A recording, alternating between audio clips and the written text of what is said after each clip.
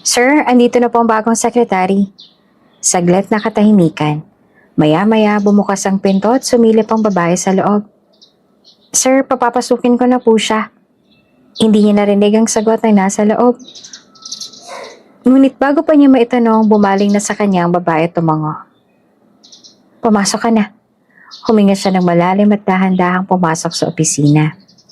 Pagpasok niya, una niyang napansin ang malalaking pintana na nagbigay ng napakagandang tanawin sa lungsod. Nasa gitna siya ng silid ng isang malaking lamesa at sa harap nito, nakaupo ang isang lalaki na nakatalikod sa kanya. Abala sa pagbasa ng ilang dokumento. Mabilis niyang inayos ang sarili at lumapit ng bahagya. Good morning, sir. Magalang niyang bate. Biglang huminto ang kilos ng lalaki. Dahan-dahan itong ibinaba ang hawak na papel, tsaka umikot ang upuan paharap sa kanya.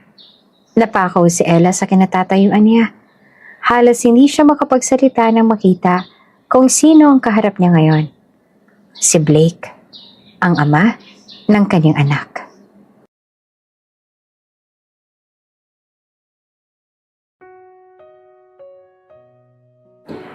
Mainit ang sikat ng araw.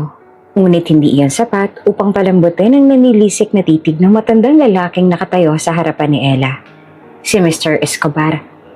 Ang mukha ng matanda ay bakas ng matinding galit at ang matatalas nitong mga mata ay nag-aapoy sa paghihigante. Your father killed my grandson. Matigas at puno ng hinanakit ang boses nito, na parang bawat salita ay matagal nang iniipon sa dibdib. And I will do everything to ruin him.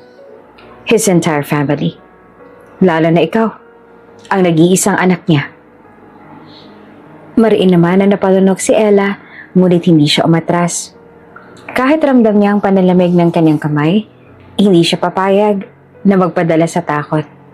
Tiningnan niya ng malalim ang matanda. Pilit na pinapanatili ang kanyang tapang. That's a lie. Pariing sagot niya, nilakasan ang kanyang boses. My father would never do something like that. Wala siyang pinapatay.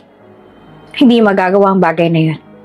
Mabuting tao siya, so stop blaming him for something he didn't do. Hindi siya naniniwala na magagawa iyon ng kanyang ama dahil kilala niya ito.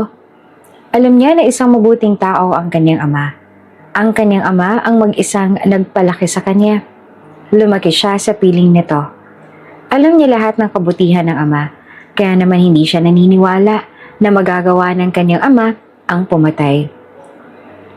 Umalakak ang matanda, isang mapait at mapanuyang tawa. Of course you'd say that. Anak ka niya, kaya ipagtatanggol mo siya. But I know the truth. He murdered my grandson, and you will all pay for it. Napakuyom si Ella ng kanyang kamao. Galit na galit siya. Hindi siya magustuhan na pinagbintangan ng kanyang ama na matagal nang namayapa. You have no proof. Stop spreading lies. Lumapit ang matanda sa kanya, pero hindi siya umatras. Halos magdikit ang kanilang muka nang yumuko ito sa kanya. Ang malamig at matalas na titig nito ay nagpatindig ng balahibo niya.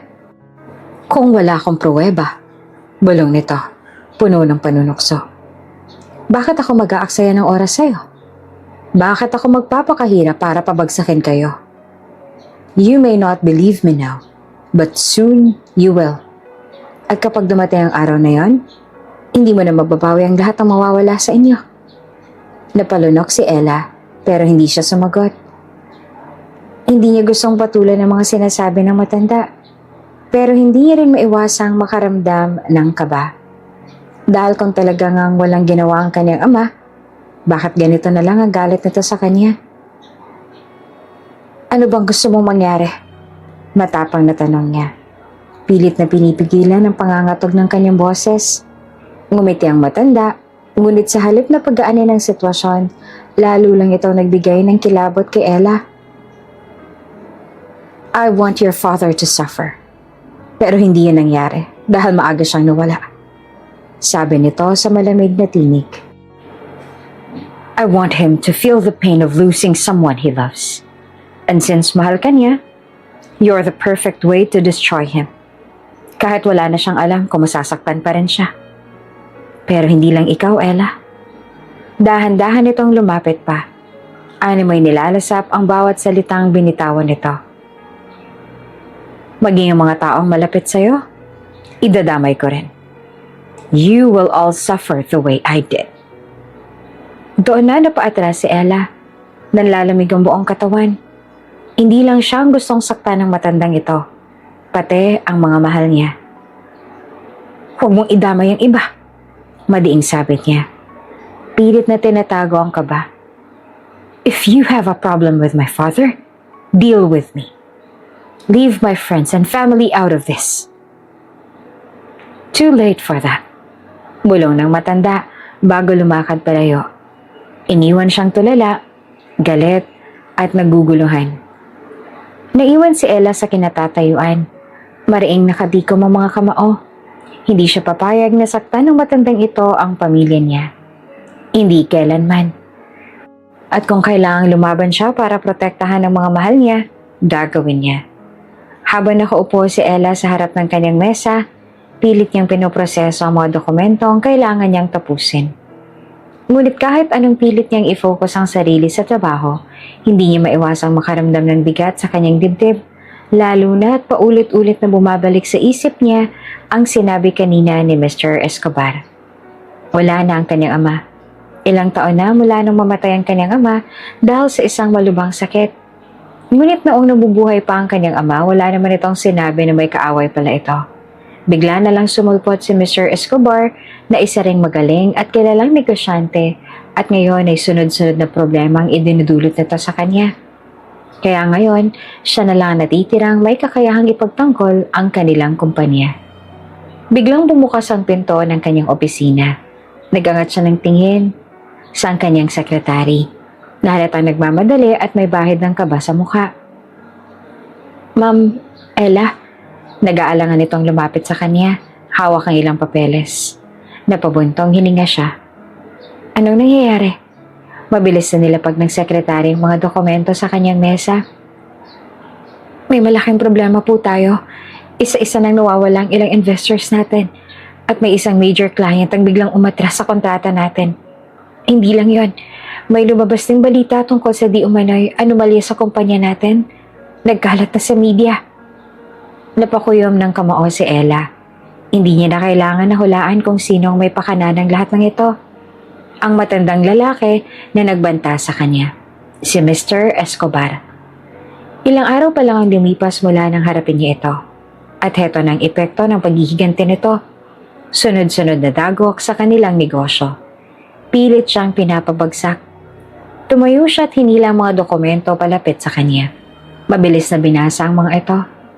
Alam niyang hindi ito simpleng coincidence lamang. Planado ang bawat galaw at alam niyang siya ang target. Nagpatawag na ba ng emergency meeting? Malamig niyang tanong. Tumango ang secretary. Opo ma'am, nakaschedule na po mamaya. Napapikit si Ella at pilit na pinakalma ang sarili. Wala na ang kanyang ama para tulungan siya. At ngayon, mag-isa na lang siyang kailangan na lumaban. Pero hindi siya magpapatalo. Dahil kung akala ng matandang yon na kaya nitong sirain si Micaela Valencia ng ganon-ganon lang kadali, nagkakamali ito. Pinalaki siyang matapang at matalino ng kanyang ama. Batid nito na darating ang araw na may mga makakalaban siya at susubukan siyang pabagsakin kaya hinanda siya nito. Matapos ang ilang mga magugulong araw sa opisina, pumayag si Ella na lumabas kasama ang kanyang nobyong si Blake Laksamana. Nag-aalala na kasi ito sa kanya at alam niyang gusto nitong iparamdam sa kanya na hindi siya nag-iisa, na hindi niya kailangan na pasanin ang lahat ng mga problema ng mag-isa. Nagmula rin sa mayaman na pamilya ang kanyang nobyo, ngunit noong isang taon lang nakabawi ang kumpanya na pag-aari ng pamilya nito. Nauwi kasi ang Laksamana Group sa bankruptcy noong isa sa mga kamag-anak ni Blake ang nag-handle ng kumpanya. Mabuti na lang at pinawi ni Blake ang kumpanya mula sa kanila. At nang ito na ang nag-manage, sakalang ulit nakabawi ang Laksamana Group. Nasa isang eleganteng restaurant sila. Pero kahit nasa harap niya ang isang gourmet dish at ang lalaking mahal niya, hindi maiwasang lumipad ang isip niya. Iniisip niya pa rin ang sunod-sunod na dagok sa kanilang kumpanya. Ang matandang lalaking nagbanta sa kanya at ang mga taong maaaring madamay kung hindi niya ito agad masolusyonan. "You're quiet." Puno ng pag-aalala na sabi ni Blake. Nakatingin ito sa kanya. Ang malalim nitong mga mata, diretsong nakatingin sa kanya na waring pilit binabasa ang iniisip niya. "Is everything okay?" Mabilis siyang tumango at pilit na ngumiti. "Oo, ayos lang ako." Pinagmasdan lang siya ni Blake. Halatang hindi naniniwala sa sinabi niya. Sandali itong tumahimik tsaka dumukwang ng bahagya at mahinang nagsalita. "Ella, if something is wrong, you can tell me. You don't have to carry everything on your own." Napatitig ulit siya rito, kay Blake, sa lalaking laging nariyan para sa kanya, na kailanman ay hindi siya iniwan. Kahit noong mga panahong pakiramdam niya ay wala na siyang matatakbuhan. Mahal siya nito at mahal na rin niya ito. Kaya hindi niya hahayaan na madamay ito sa problema niya. Nasaksihan niya kung anong hirap na nadaanan noon ni Blake para lang maiahon ulit nito ang kumpanya ng magulang. Isang maliit na ngiti ang pinakawalan niya. Kahit pang pusong niya ay punong-puno ng pangamba. Tumango siya at binitawan ng isang mahinang, "I know. Thank you, Blake." Alam niya hindi nito tinanggap iyon bilang sagot, pero sa ngayon, sapat na iyon. Ilang araw matapos ang kanilang dinner date, isang emergency meeting ang pinatawag sa kumpanya ni Blake dahil ang isa sa pinakamahalagang shipping vessel ng Laksamana Group ay lumubog.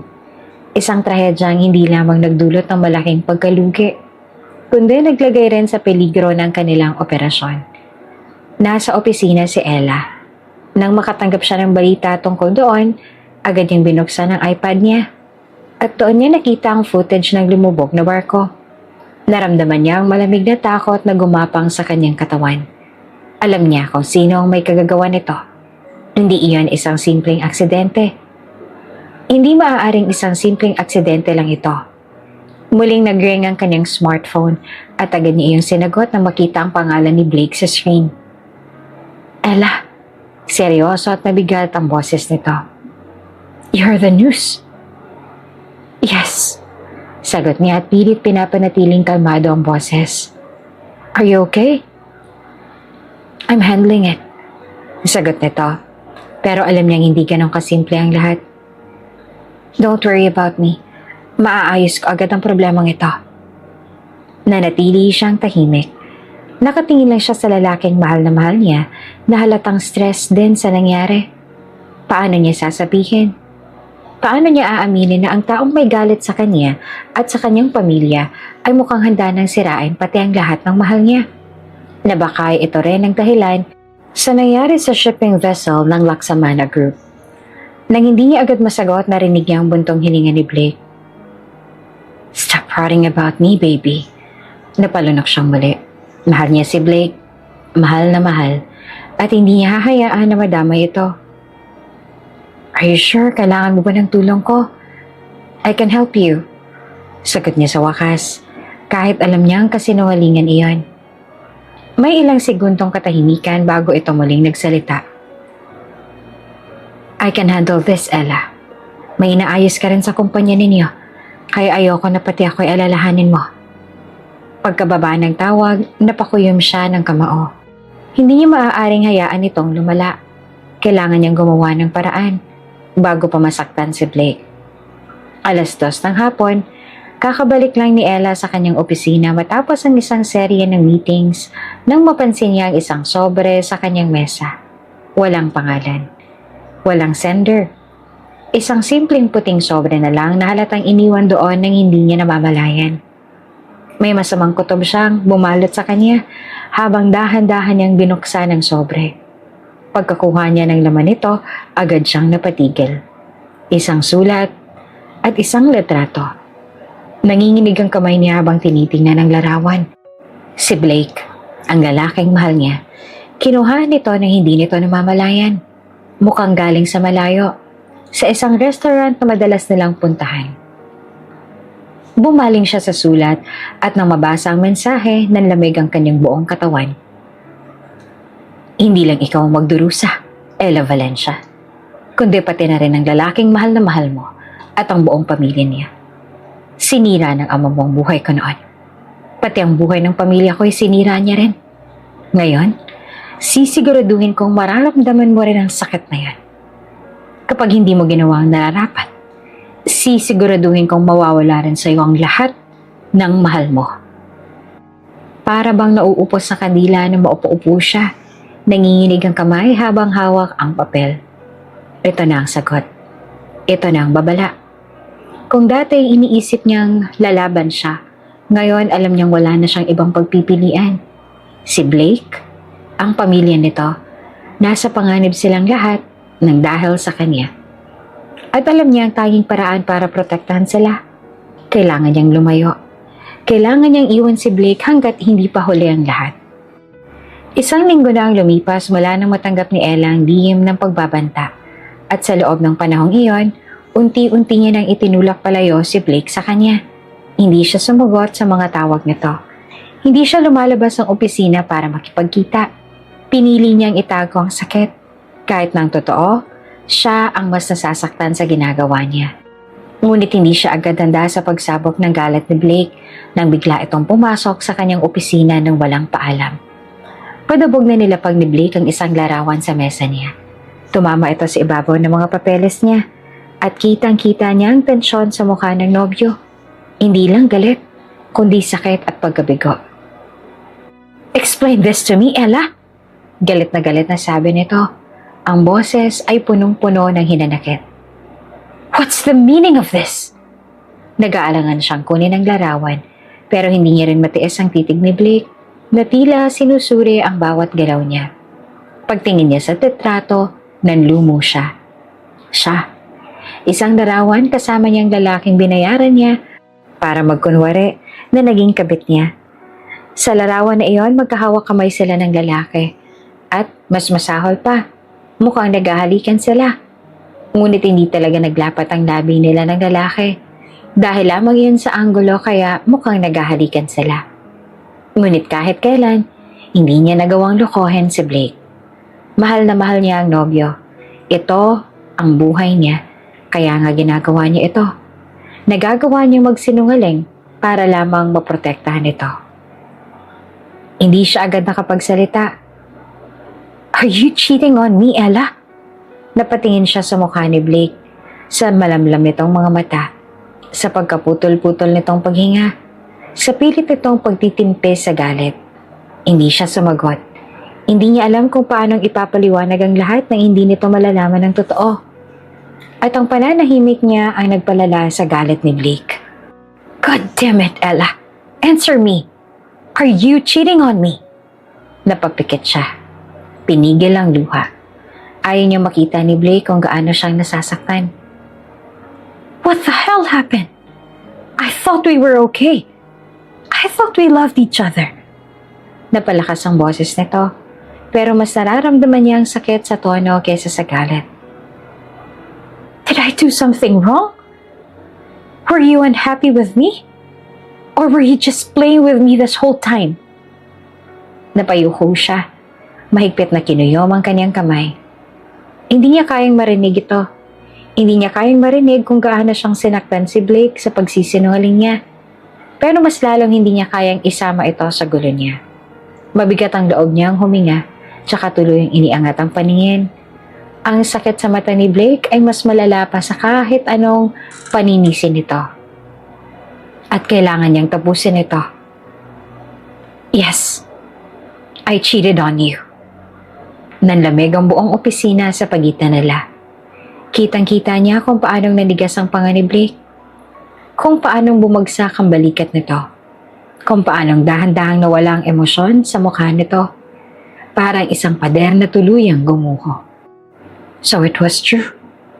Mahina at basag ang tinig ni Blake. Lahat ng yan. Totoo. Hindi siya sumagot. Hindi niya kayang sabihin na hindi. Napahawak si Blake sa sentido. Tila sinusubukan na intindihin ang lahat. "I trusted you, Ella. I loved you. And this is what you did to me." Hindi niya kayang sumagot. Dahil kung magsasalita pa siya, Baka hindi niya nakayaning ituloy ang kasinungalingan. I'm sorry, Blake. Minahal naman kita. Pero nagsawa ako. Ang nasabi niya. Nagsawa ka?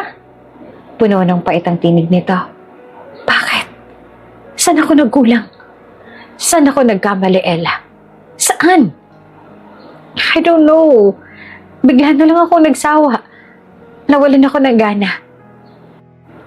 At sa halip na sabihin mo sa akin, pinili mong lokohin ako at hanapin ang buwisit na pagkukulang ko yun sa iba, ganun ba? Nagliliyab ang mata nito sa galit. Alam mo ba kung gano'ng kasakit to sa akin, ha? Mahal na mahal kita. Mas minahal pa kita kaysa sa sarili ko. And the fact that you betrayed me like this, it's unbearable. Did I really ever matter to you?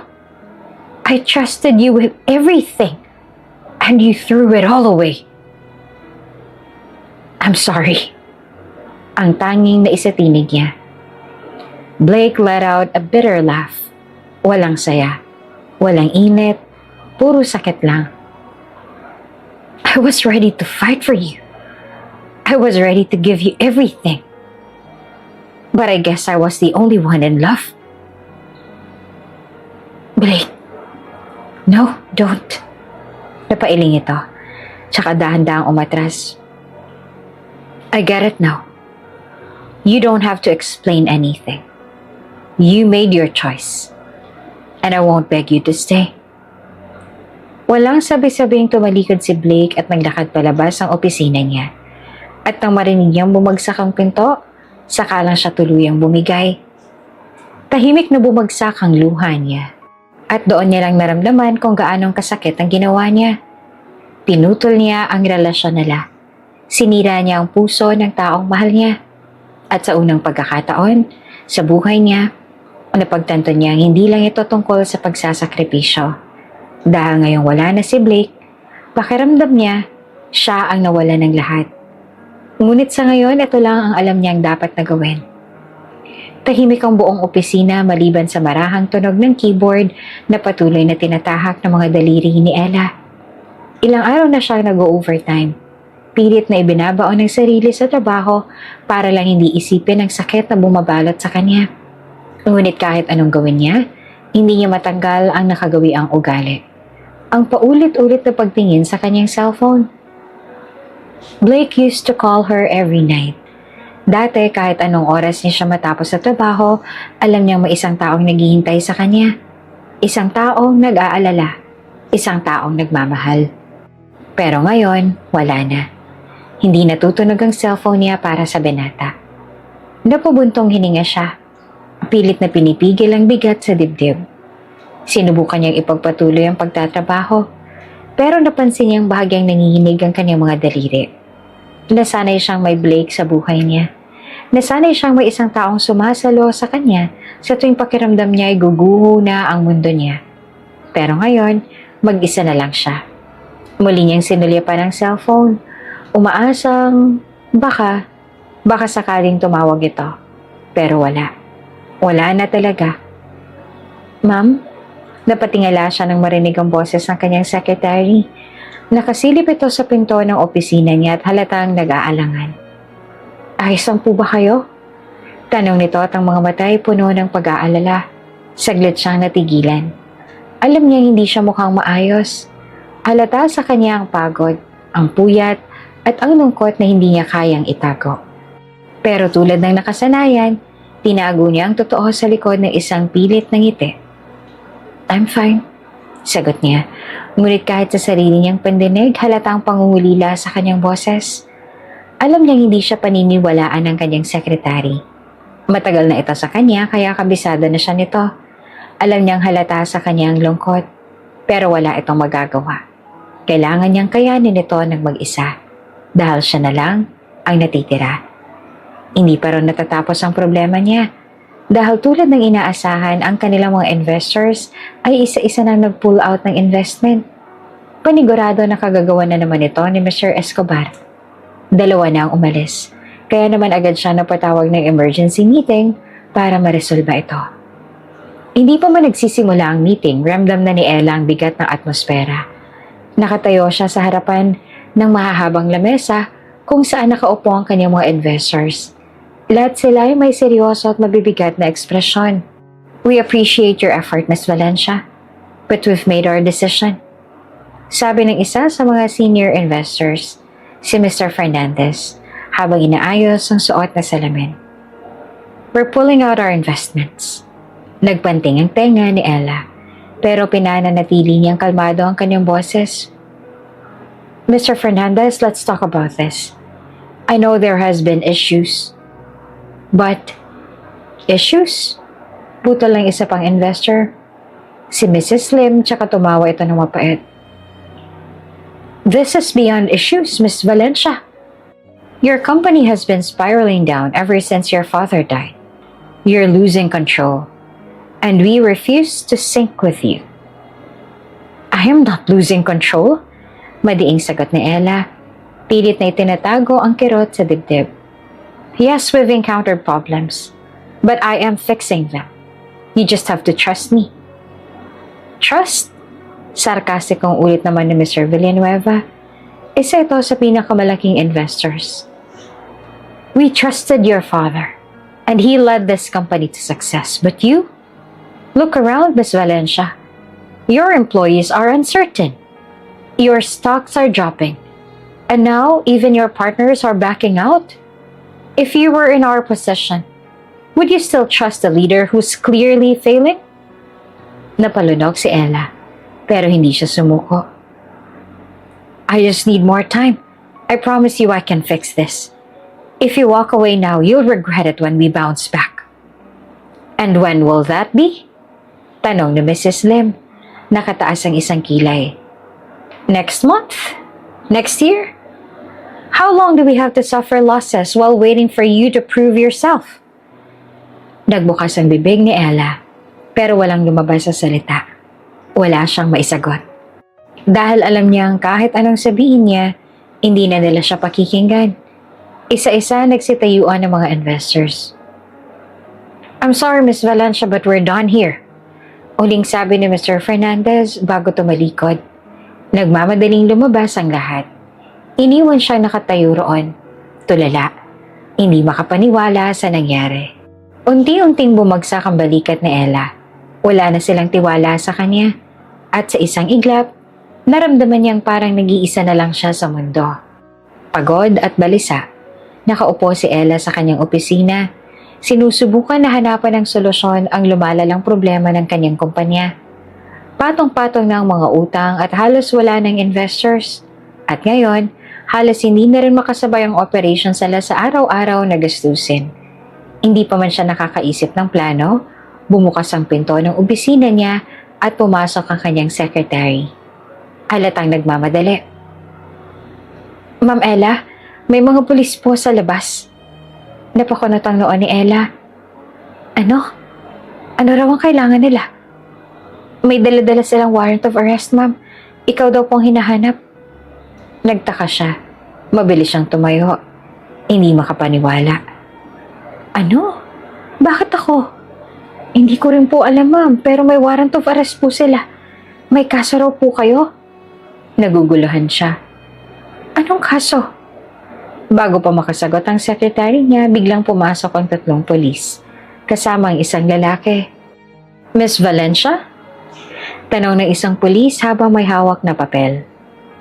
Ako nga po, ano to? Anong kailangan niyo sa akin?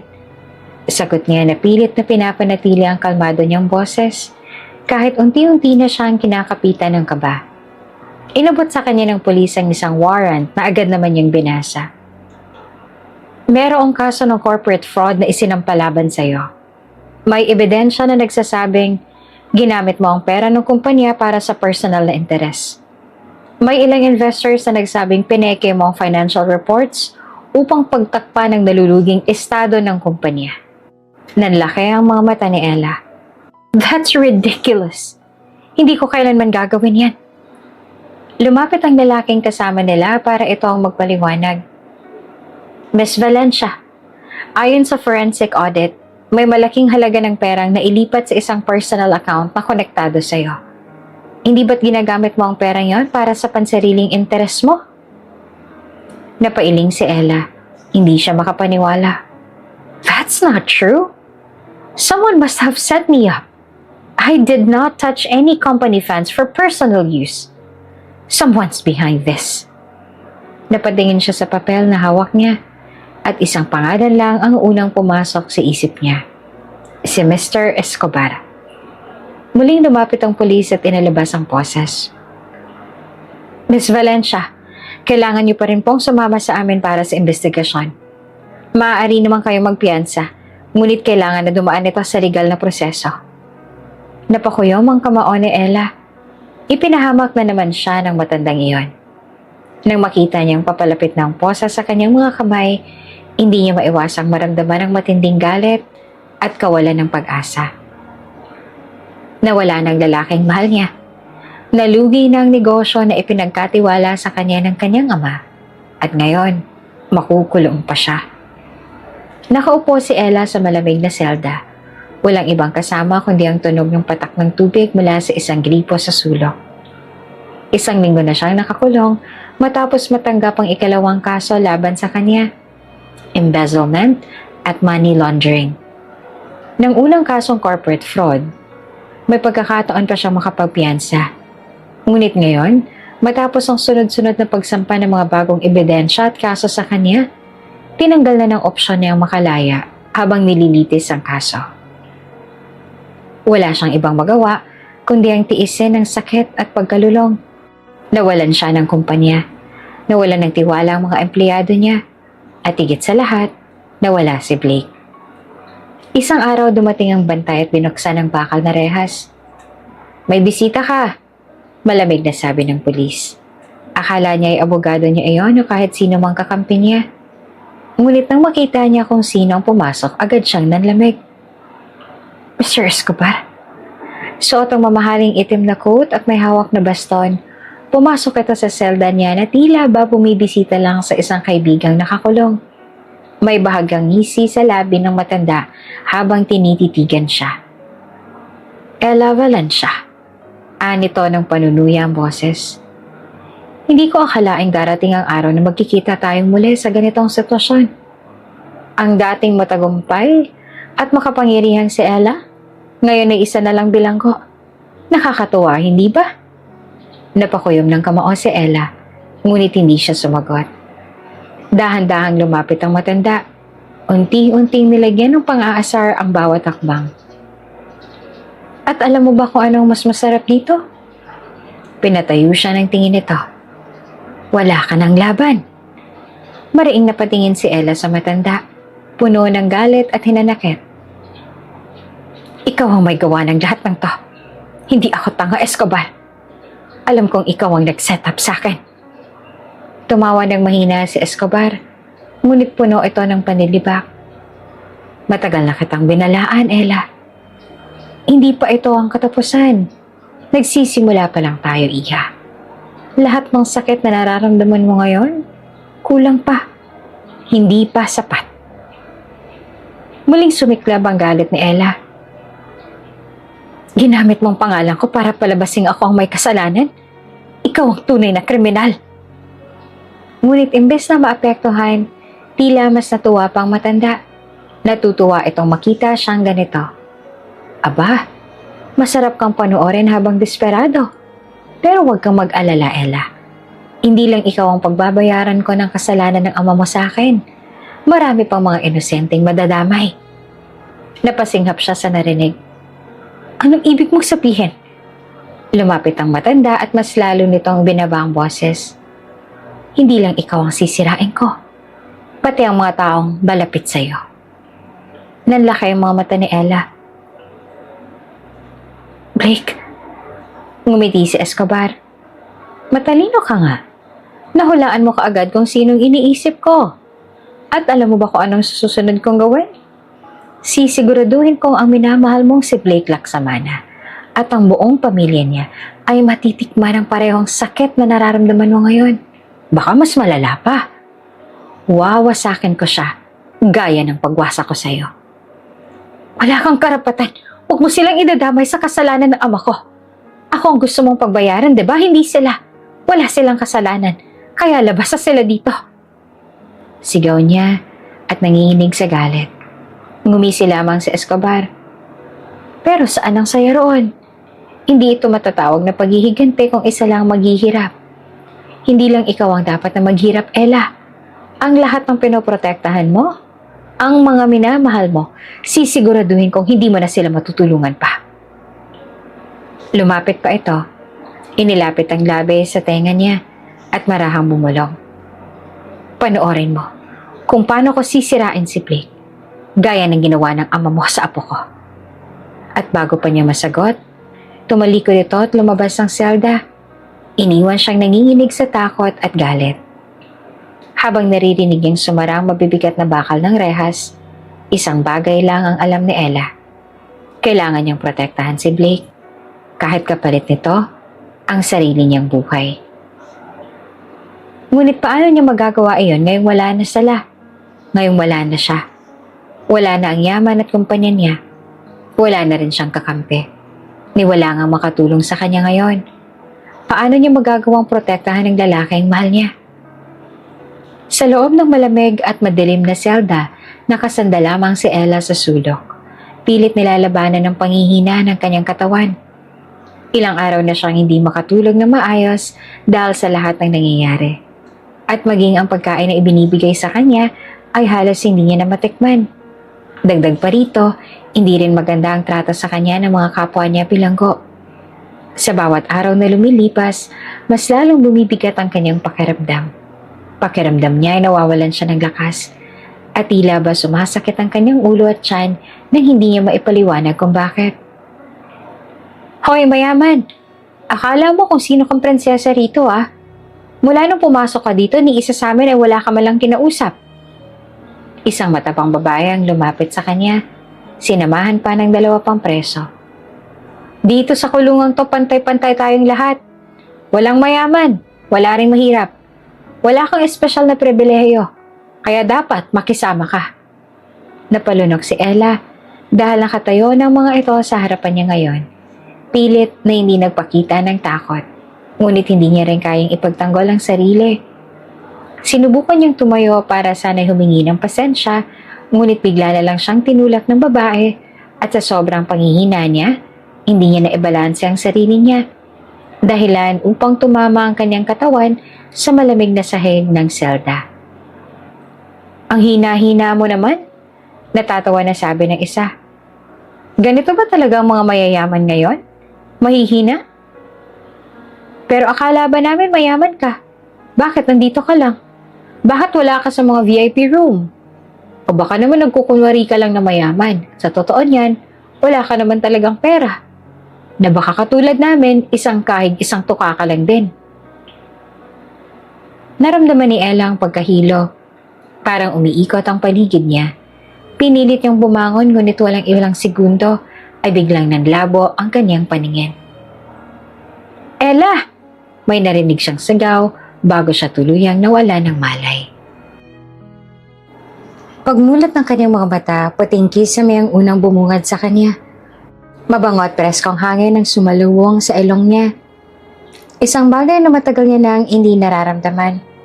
Nagsubukan niyang igalaw ang kanyang kamay, saka lang niya napansin ang swero na nakakabit sa kanya. Nasa klinik siya ng kulungan.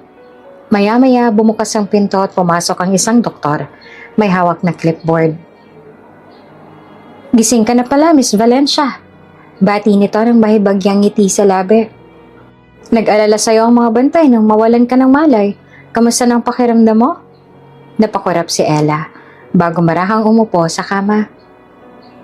Mahina pa rin po ang katawan ko at medyo nahihilo. Tumango ang doktor at sinulya pa ng clipboard nito. May ipapaalam ako sa'yo. Nito at bago lumapit sa kanya. Sinigurado ko munang tama ang resulta ng pagsusuri sa'yo bago ko sabihin ito. Nagguguluhan siyang tumingin sa doktor. Ano pong ibig niyong sabihin? Huminga ng malalim ang doktor bago binitiwan ang isang balitang yayanig sa buong pagkatao niya. Miss Valencia, buntis ka. Para siyang pinagsakluban ng langit at lupa. Napalunok siya. Pilit na inaanalisa kung tama ba ang kanyang narinig. Buntis? Tumango ang doktor. Positibong resulta ng pregnancy test mo at base sa pagsusuri tinatayang nasa 2 buwan ang dinadala mo. Hindi agad siya nakapagsalita. Naginginig ang kanyang mga kamay habang unti-unting bumabalik sa kanyang isip ang lahat. Si Blake, ang kanyang mga problema at higit sa lahat, ang panganib na dala ni Mr. Escobar. Ang anak ko! Napatingin siya sa kanyang tiyan at lalo pang tumindi ang takot na naramdaman niya. Hindi lang siya ang nasa panganib, hindi lamang si Blake, pati ang inosenteng buhay sa loob niya. Paano na lang kung matuklasan din ni Mr. Escobar ang tungkol sa dinadala niya? Paano kung pati ang anak niya ay maging biktima ng paghihigante ng matanda? Nanlamig ang buong katawan ni Ella. Hindi niya hahayaang madamay ang anak niya. Sa lahat ng ito, kahit anong mangyari, kailangan niyang protektahan ang kanyang anak. Nakaupo lamang si Ella sa kama ng klinik. Mahigpit na nakayakap sa sarili habang pinoproseso pa rin ang balitang natanggap niya. Nagdasal siya at humingi na rin ng tulong at gabay mula sa kanyang ama para malampasan niya ang lahat ng ito.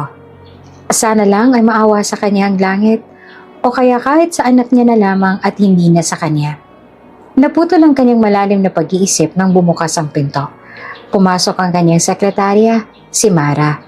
Kita sa mukha nito ang matinding pag-aalala.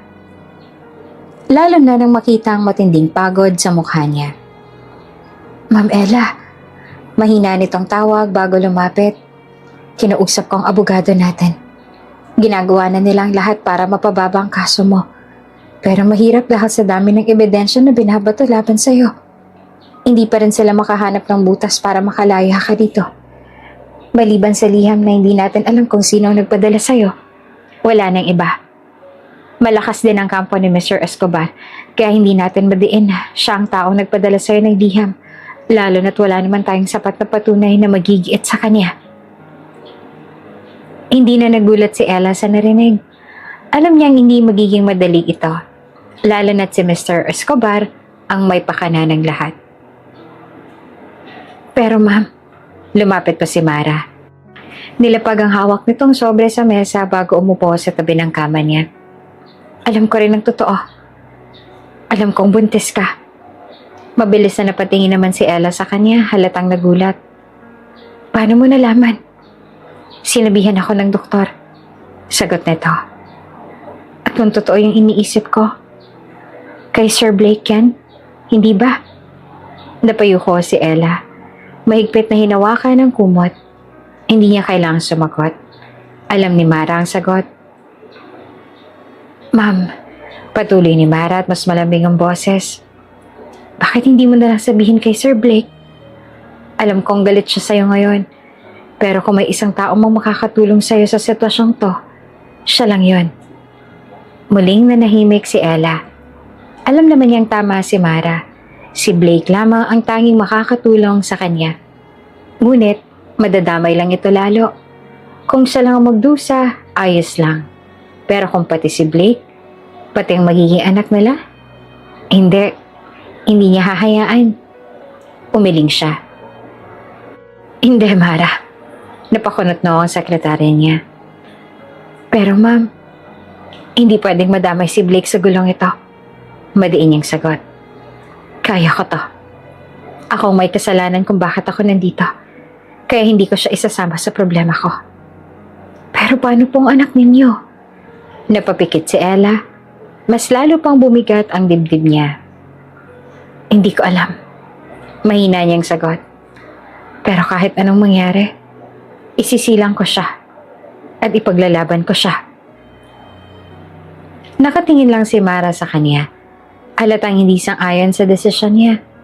Pero alam nitong hindi basta-bastang mapapabago ng isip si Ella. Bumuntong hininga ang sekretarya niya bago nagsalita. Kahit anong desisyon mo, ma'am, nandito lang ako para sa'yo. Tangulang ang ibinigay ni Ella. At nang muling mag-isa siya sa loob ng silid, hinaplos niya ang kanyang tiyan. Ramdam ng munting buhay na nabubuo sa loob niya. Hindi siya sigurado kung paano niyang lalampasan ang lahat ng ito, pero isang bagay ang alam niya. Ipaglalaban niya ang kanyang anak, kahit pa na siya lang mag-isa. Ilang buwan matapos siyang makulong, sa wakas ay nakalaya rin siya matapos siyang payagang magpiyansa at napatunayan din na wala naman talaga siyang kasalanan. Pero sa loob ng mga buwang iyon, nawala sa kanya ang lahat. Ang kumpanya niya, ang yaman, ang mga koneksyon. Wala siyang ibang natirang maaasahan kundi ang sarili niya at ang anak niya. Matapos manganak, nagpasya siyang lumayo. Hindi sila maaaring mahuli ni Mr. Escobar. Alam niyang matutunton siya nito, pati ang anak niya ay mapapahamak. Kaya pinili niyang mamuhay ng simple, malayo sa dati niyang marangyang buhay. Ngayon, isa na lang siyang ordinaryong empleyado sa isang maliit na kantin sa isang probinsya. Payak pero tahimik ang buhay niya. "Mama!" tawag ng isang munting boses. Napangiti siya nang lumapit sa kanyang 5 taong gulang na batang lalaki na kamukhang kamukha ng ama nito. Ang anak nila ni Blake, na habang lumalaki ay lalo lang nagiging kamukha ng ama. Mabilis niya itong sinalubong at kinarga. "Bakit, baby?" Kumapit ang bata sa leeg niya sabay bumulong. "Kailan mo ulit ako isasama sa trabaho?" Napatawa siya ng mahina. "Gusto mo bang bumalik sa kantin? Nagustuhan mo ba ron?" Noong 1 linggo kasi ay sinama niya ito sa trabaho dahil walang ibang maaaring magbantay dito. Kinatuwaan nito ng mga katrabaho niya at mukhang nawili rin ang anak niya roon. Siguro natutuwa kasi maraming tao at maingay. Madalas kasi silang dalawa lang magkasama at pag nasa trabaho naman siya, ang kapitbahay nila ay binabayaran niya para mabantayan ng anak. At may nakakasama ito. Tumango ang bata. Nakangiti ng malapad. "Opo, Mama. Ang bait po ni Tita Myrna. Ang daming pagkain." Napangiti siya habang hinahaplos ang buhok ng anak. "Sige, sa susunod isasama ulit kita. Pero dapat magpakabait ka muna kay Lola Delia, ha?" "Opo, Mama." Masiglang sagot naman ng bata. Habang pinagmamasdan niya ang anak, hindi niya maiwasang mapabuntong hininga. Unang tingin pa lamang sa bata ay agad na masasabi kung sino ang ama nito. Paano? Kamukhang kamukha talaga nito ang ama nitong si Blake. Tulad ng ama, mabait din ito, talaga namang matalino. Napakabilis nga lumipas ang araw at malaki na ang anak niya. Buong akala niya noon na hindi niya makikitang lumalaki ang anak niya dahil sa lahat ng pahirap na pinaranas sa kanya ni Mr. Escobar. Ngunit tunay na may awa pa rin ng Diyos, kahit na nagtatago pa rin sila hanggang ngayon. Oops! May break muna! Gusto mo bang ma-shoutout dito sa channel ni Ate Jane? Mag-comment lang ng lesson you learned from the latest story uploaded. Dahil pipili kami ng isang best comment of the day para i-shoutout sa susunod na upload. Kaya huwag kalimutang mag-iwan ng lesson you learned after you watch this video. Maraming salamat! Shoutout nga pala kina Nora Garcia from Macau, Trinidad Barrios from Iloilo City, at Ocean Basanes. Maraming salamat sa pakikinig!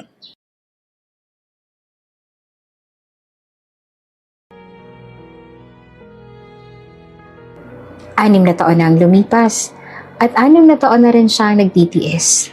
Lumalayo, nagtatago, at kahit na mahirap, hindi siya nagsisisi. Dahil sa kabila ng lahat, may isang bagay na hindi kailanman nawala sa kanya. Ang anak niya. At wala siyang ibang gustong gawin kundi protektahan ito, ano man ang mangyari. Abala si Ella sa pagsisilbi sa mga customer nang lumapit sa kanya si Tita Myrna, isa sa mga matagal na nagtatrabaho sa kantin. Karga nito ang anak niyang si Blaze na ngayon ay tuwang-tuwa habang nilalaro ang isang kutsara. Napakabibo talaga ng batang to, naisip ni Ella habang pinagmamasdan ng anak niya.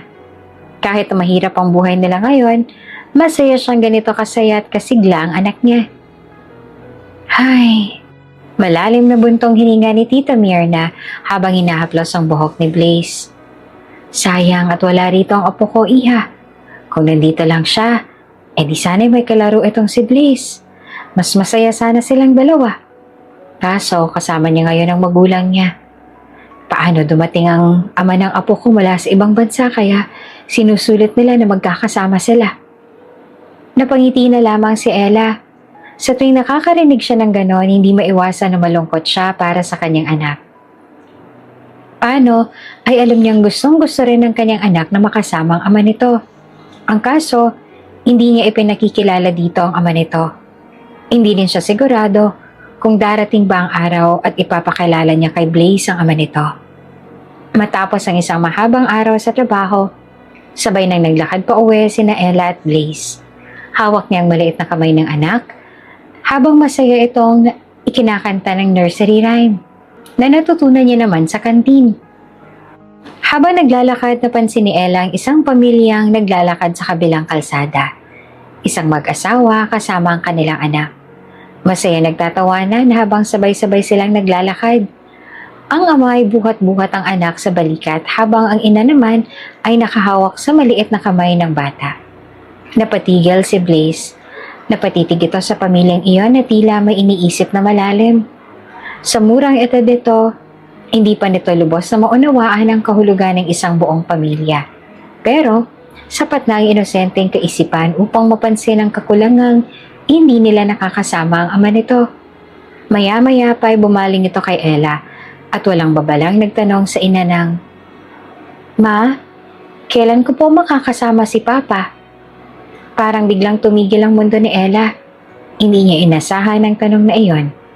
Ramdam niya ang paninikip ng kanyang dibdib at ang bigat ng emosyon na pilit niyang itinatago. Pinisil niya ng bahagya ang kamay ng anak at pilit na ngumiti. Ayaw niyang magsinungaling kay Blaze, pero hindi rin niya kayang sabihin ang buong katotohanan. Hindi pa ngayon. "Balang araw, anak." Mahina niyang sagot. Muling ibinaling ni Blaze ang tingin sa masayang pamilyang iyon, tsaka dahan-dahang tumango. Hindi na ito nagtanong pa. Pero alam ni Ella na darating ang araw na hindi na magiging sapat ang balang araw na sagot niya. Dahil hanggang kailan nga ba niya maitatago ang katotohanan kay Blaze? Sa maliit at simpleng apartment nila, masaya nilang pinagsasaluhan ni Blaze ang hapunan. Kahit simpleng sinigang at kanin lang ang kanilang ulam, masaya naman ang bata habang nagkukwento tungkol sa kanyang mga kalaro sa kantin. "Mama, ang sabi po ni Tita Mirna bukas daw po pwede daw akong tumulong magpunas ng mesa. Pwede po ba ako?" Masiglang tanong ni Blaze habang sinusubo ang kanin. Napangiti naman si Ella habang tinatapik ang ulo ng anak.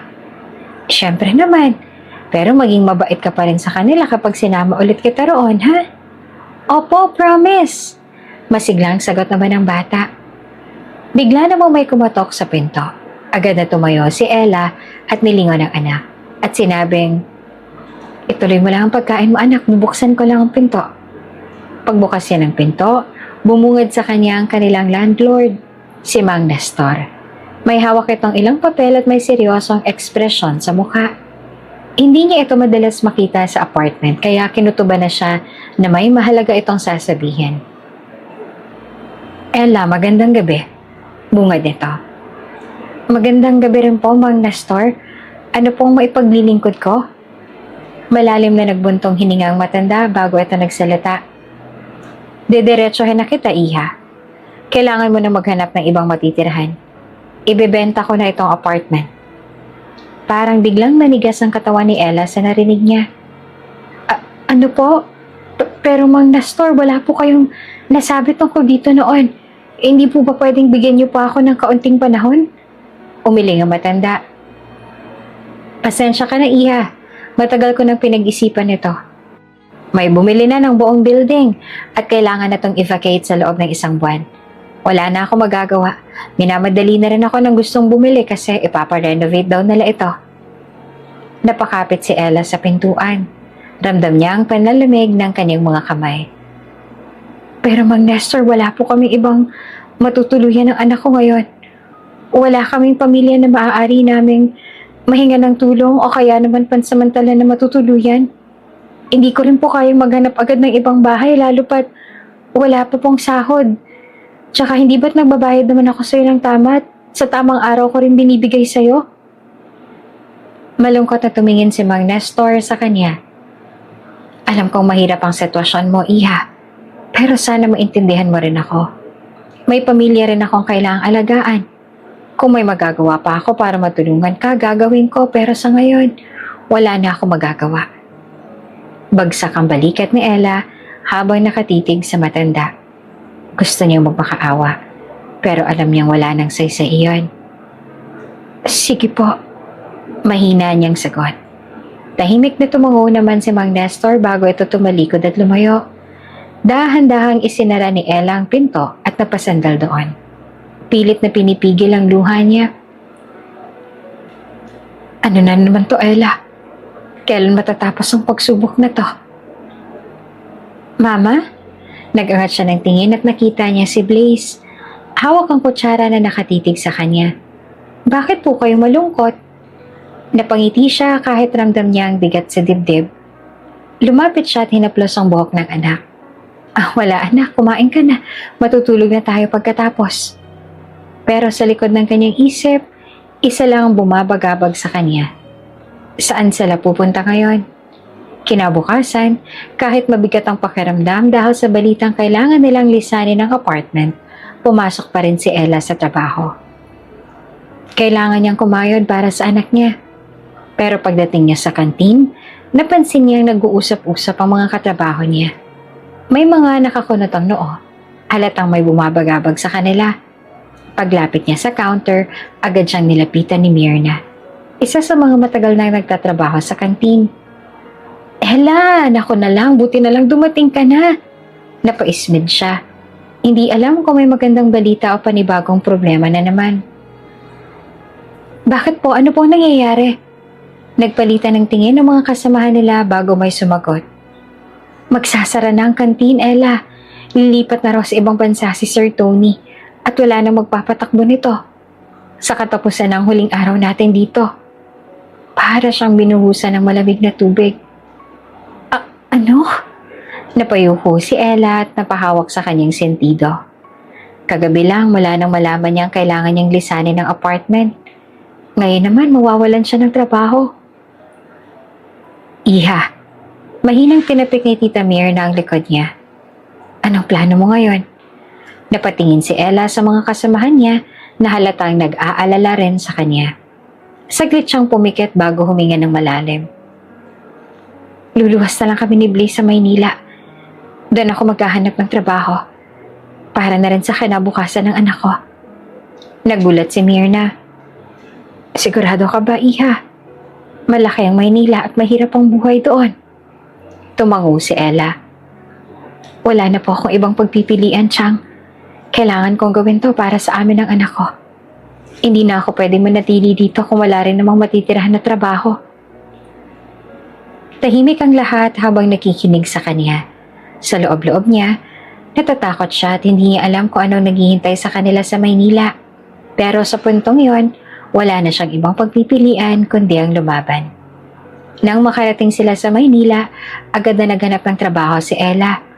Alam niyang hindi magiging madali, pero hindi niya inaasahan na magiging ganitong kahirap. Sa loob ng isang linggo, halos lahat ng inaplayan niya ay may parehong sagot. Hindi siya maaaring tanggapin dahil sa kanyang criminal record.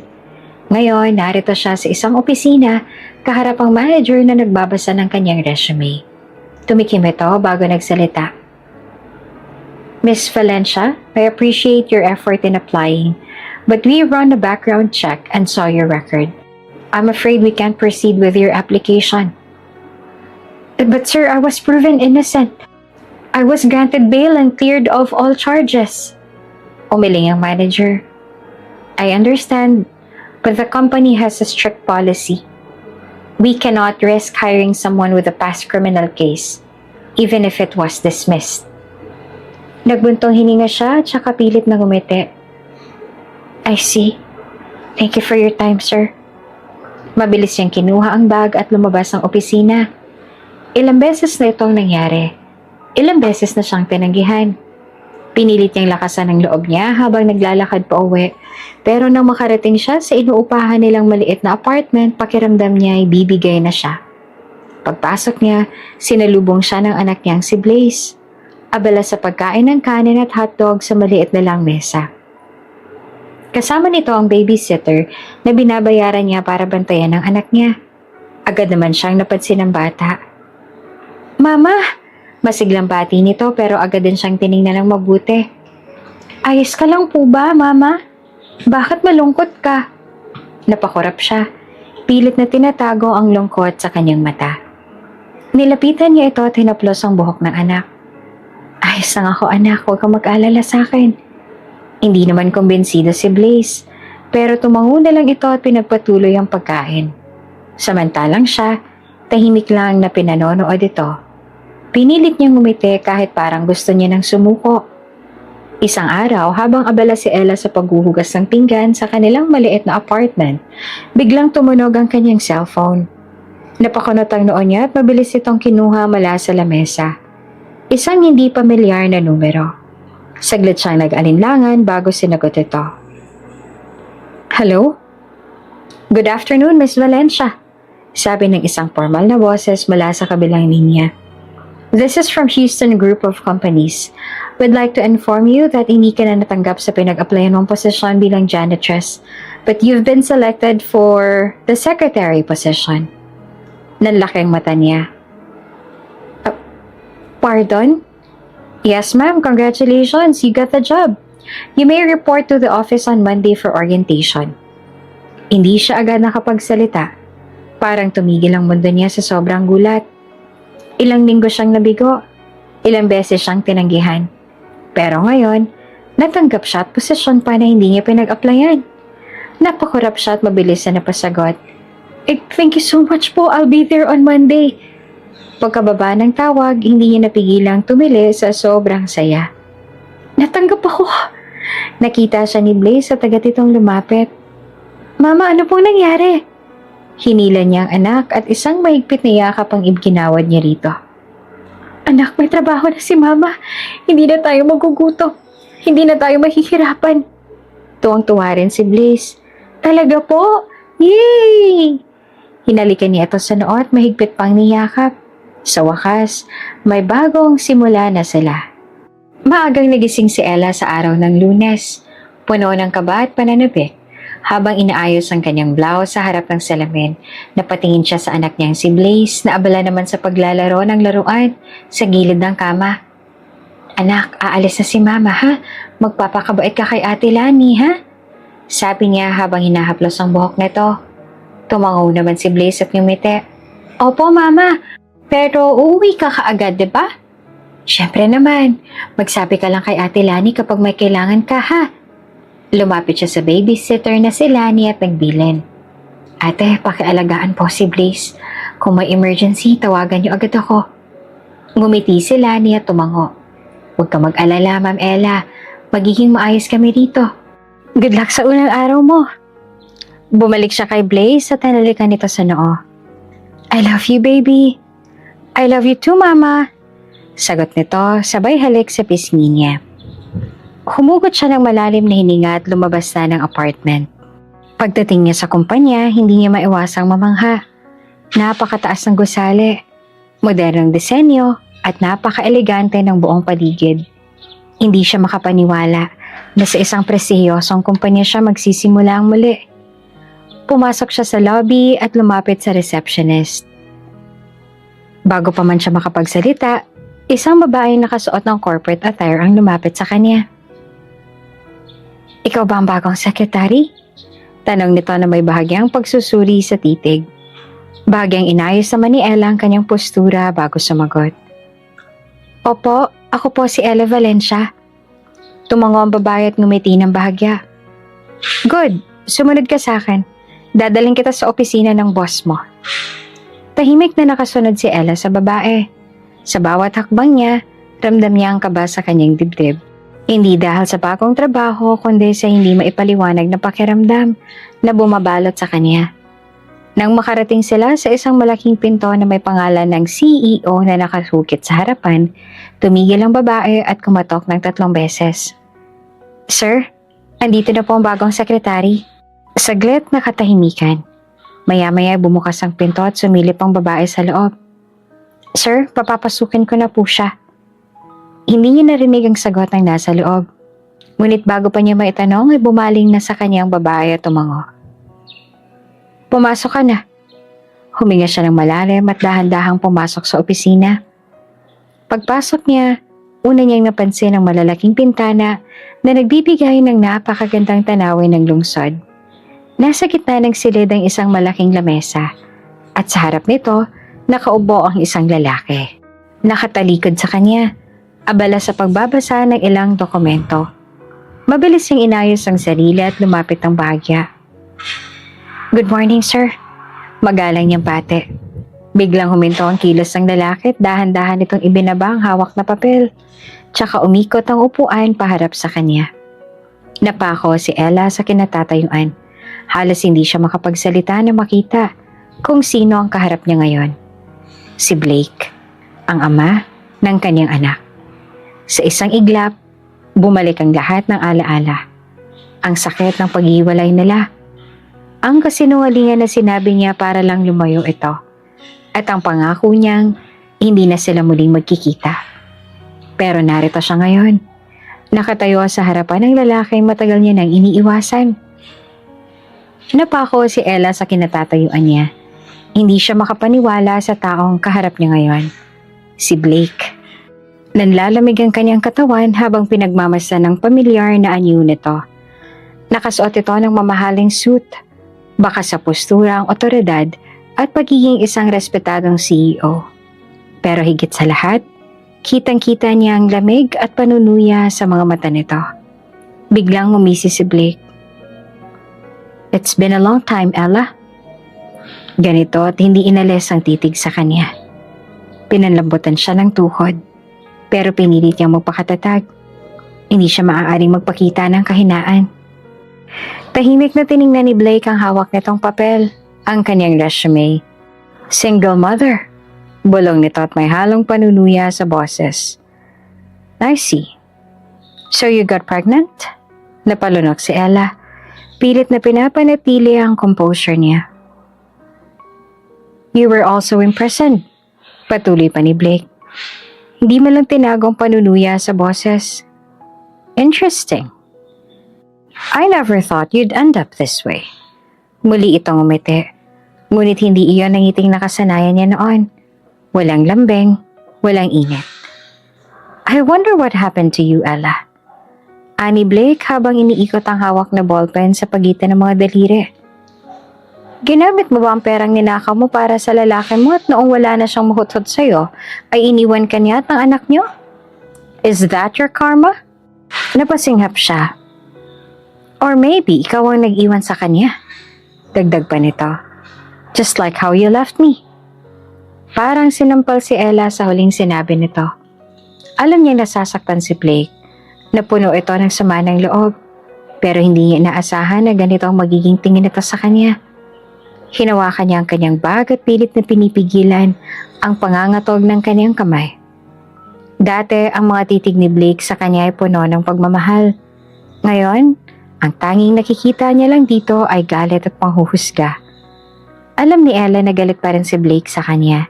Nakikita niya ito sa mga mata nito. Sa bawat tingin, sa bawat salita, at sa bawat kilos nito. Kaya hindi na siya nagulat na magsimula itong pahirapan siya sa trabaho. Araw-araw may bagong dahilan si Blake para pagalitan siya. "Ella, this report is a mess. Redo it." Wala namang mali sa report niya, pero wala siyang magawa kundi ang sumunod. "Did I tell you to put sugar in my coffee? I don't drink sweet coffee. Make another one." Kahit nakahapon lang, ito mismo ang nagsabi na mas gusto niya ng matamis. Madalas tinatapon ni Blake ang kapeng pinapatimpla niya, direkta sa harapan ni Ella. Minsan tumatalsik pa sa kanya, pero hindi siya umaangal. Tinitiis niya ang lahat. Alam niyang sinasadya ito ni Blake. Alam niyang parusa ito para sa kanya. At kahit nasasaktan siya, nauunawaan niya ito. Galit pa rin siya sa akin. Paulit-ulit niyang sinasabi sa sarili. At may karapatan naman siyang magalit. Isang gabi matapos ang overtime, dumaan siya sa opisina ni Blake para ipasa ang huling report. Tahimik na inilapag niya ang folder sa lamesa nito. "You're late." Hindi man lang siya tinapunan ng tingin ni Blake habang sinusuri ang papel. "Did you get distracted again?" "I'm sorry sir, it won't happen again." Mahinahong sagot niya. Bigla itong ngumiti pero hindi iyon ang ngiting nakasanayan niya noon. Ito ay mapanokso, puno ng panunumbat. Of course it won't. You wouldn't want to lose this job, right? Napatitig siya rito, pero hindi siya sumagot. Malamig ang titig ni Blake sa kanya bago nito muling sinuri ang report. Matapos ang ilang saglit, walang sabi-sabi na itinapon nito ang folder sa sahig. Rewrite it. I don't like the format. Napasinghap siya. Pinagpuyatan niya yun. Pero hindi siya umangal. Hindi siya nagreklamo. Pinulot niya ang papel sa sahig at mahinahong tumango. Yes, sir. Kahit anong gawin niya, hindi siya kailanman magpapakita ng kahinaan sa harapan ni Blake. Araw-araw walang tigil ang pang-aapi ni Blake kay Ella. Hindi siya binibigyan ng kahit anong pahinga. Hindi rin siya nito tinatato ng maayos bilang empleyado. Sa tuwing magkakasama sila sa opisina, laging may bagong dahilan si Blake para pagalitan siya. Maliitin siya at gawing miserable ang trabaho niya. Miss Valencia, bingi ka ba? Malabig na sabi ni Blake nang hindi siya agad nakasagot sa tanong nito habang nasa meeting sila. Or are you just incompetent? Nangihina siya sa narinig, lalo na't nasa harapan sila ng ibang empleyado. Napahiya siya. Ngunit imbes na ipakita ang sakit na nararamdaman, yumuko lang siya at mahina ngunit malinaw na sumagot. I apologize, sir. It won't happen again. Hindi siya pinansin ni Blake at tumuloy lang ito sa meeting, pero hindi nakalagpas kay Ella ang mapanuksong ngiti nito. Kinabukasan, bago pa man siya makapasok sa opisina nito, tinawag siya ng boss niya. Ella, make me coffee. Mabilis siyang sumunod at nagtimpla ng kape. Siniguradong tama ang timpla para hindi siya muling mapagalitan.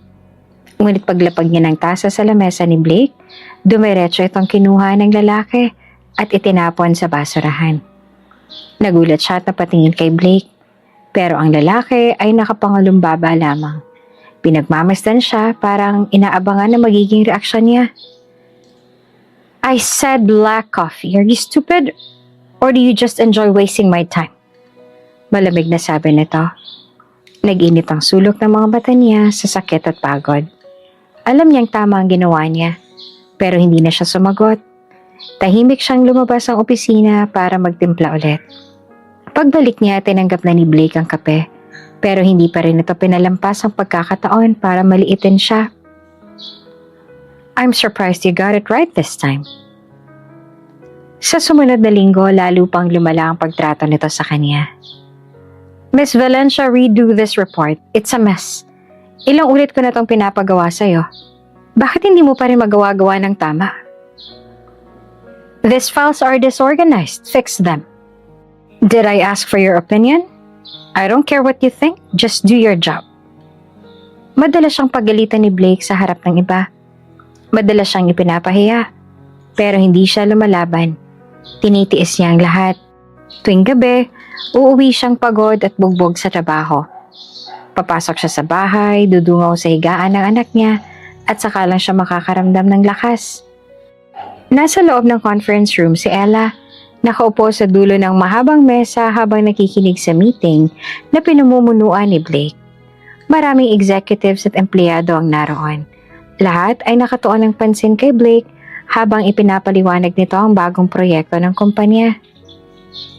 Miss Valencia, biglang tawag ni Blake kaya napatingin siya dito. Where's the report I asked you to prepare? Mabilis siyang bumangon sa kanyang upuan at kinuha ang folder sa kanyang bag. Here, sir. Maingat niyang inilapag iyon sa harapan ni Blake. Ngunit pagtingin pa lang ni Blake sa unang pahina, bahagya itong umiling at basta na lang na ibinalibag ang folder sa mesa. Nagkalat ang mga papel sa harapan niya. This is unacceptable. Malamig na sabi ni Blake. Is this the best that you can do? If this is your idea of hard work, then maybe you don't belong here. Tahimik ang buong silid. Pakiramdam ni Ella ay parang sinasakal siya. Hindi niya maitaas ang kanyang tingin. Hindi niya magawa na ipagtanggol ang sarili niya. Hindi pa rin natapos si Blake.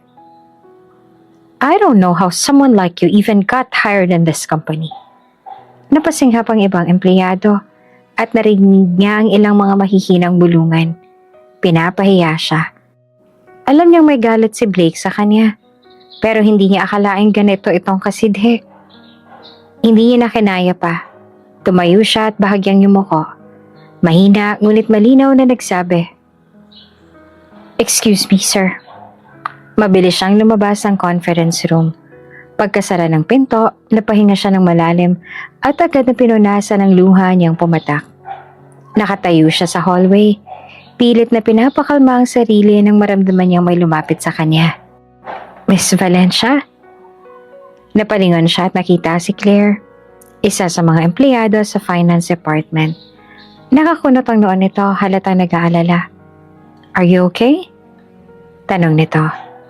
Ella forced a small smile kahit paramdam niyang durog na siya. "Yeah, I'm fine." Maghahating gabi na pero nakaupo pa rin si Ella sa kanyang desk. Nakayuko habang sinusuri ang mga dokumentong ipinagawa ni Blake. Pagod na siya. Ilang beses nang nagparamdam ang antok, pero pinilit niyang manatiling gising. Gusto niya nang umuwi. Alam niyang hinihintay siya ni Blaze. Ilang beses nang tumunog ang cellphone niya. Mga text mula sa babysitter na nagtatanong kung ano oras siya makakauwi. Sa pagod, hindi niya na namalayan na unti-unti nang bumibigat ang kanyang mga mata. Hanggang sa tuluyan na siyang makatulog sa kanyang desk. Ang pisngi na nakapatong sa mga papel na nakakalat sa mesa. Dumating si Blake sa opisina. Pagpasok nito, agad itong nakita si Ella. Tulog, payapa ang mukha, parang isang batang sanggol sa buong araw na trabaho. Pagod. Napangiwi ang binata. Papalapit na si Blake para pagalitan ito para gisingin at pagsabihan kung bakit natutulog ito sa trabaho. Pero paglapit ni Blake, parang biglang nanlambot ang ekspresyon niya nang makita niya ang mukha nito. Sa unang pagkakataon, hindi niya nakita ang babaeng nagbigay sa kanya ng sakit at galit. Nakita niya ang babaeng minahal niya. Napapuntong hininga siya. Dahan-dahang tinaas si Blake ang kanyang kamay. Tila may balak haplusin ang pisngi nito. Pero bago pa man madampi ang kanyang daliri sa mukha ni Ella, napahinto siya. Parang bigla siyang natauhan. Mabilis siyang pinawi ang kamay niya. Damn it! Mahina niyang bulong. Mabilis siyang tumalikod, pero hindi siya umalis at nilingon niya itong muli pinagmasdan si Ella. Sa huling pagkakataon, bago na pailing at marahas na inalis ang kanyang tingin. "You're still a weakness I don't want to have." Nagmulat ng mata si Ella at agad na bumangon. Bahagyang naguguluhan kung nasan siya. Napansin niyang nasa opisina pa rin siya. Nang mapansin ang figura sa harapan niya ay napapitlag siya. Sir Blake?" Napakunot ang noon niya. Ano pong ginagawa mo rito?" Bago pa man makasagot si Blake ay biglang tumunog ang cellphone niya. Mabilis niyang kinuha ito at sinagot.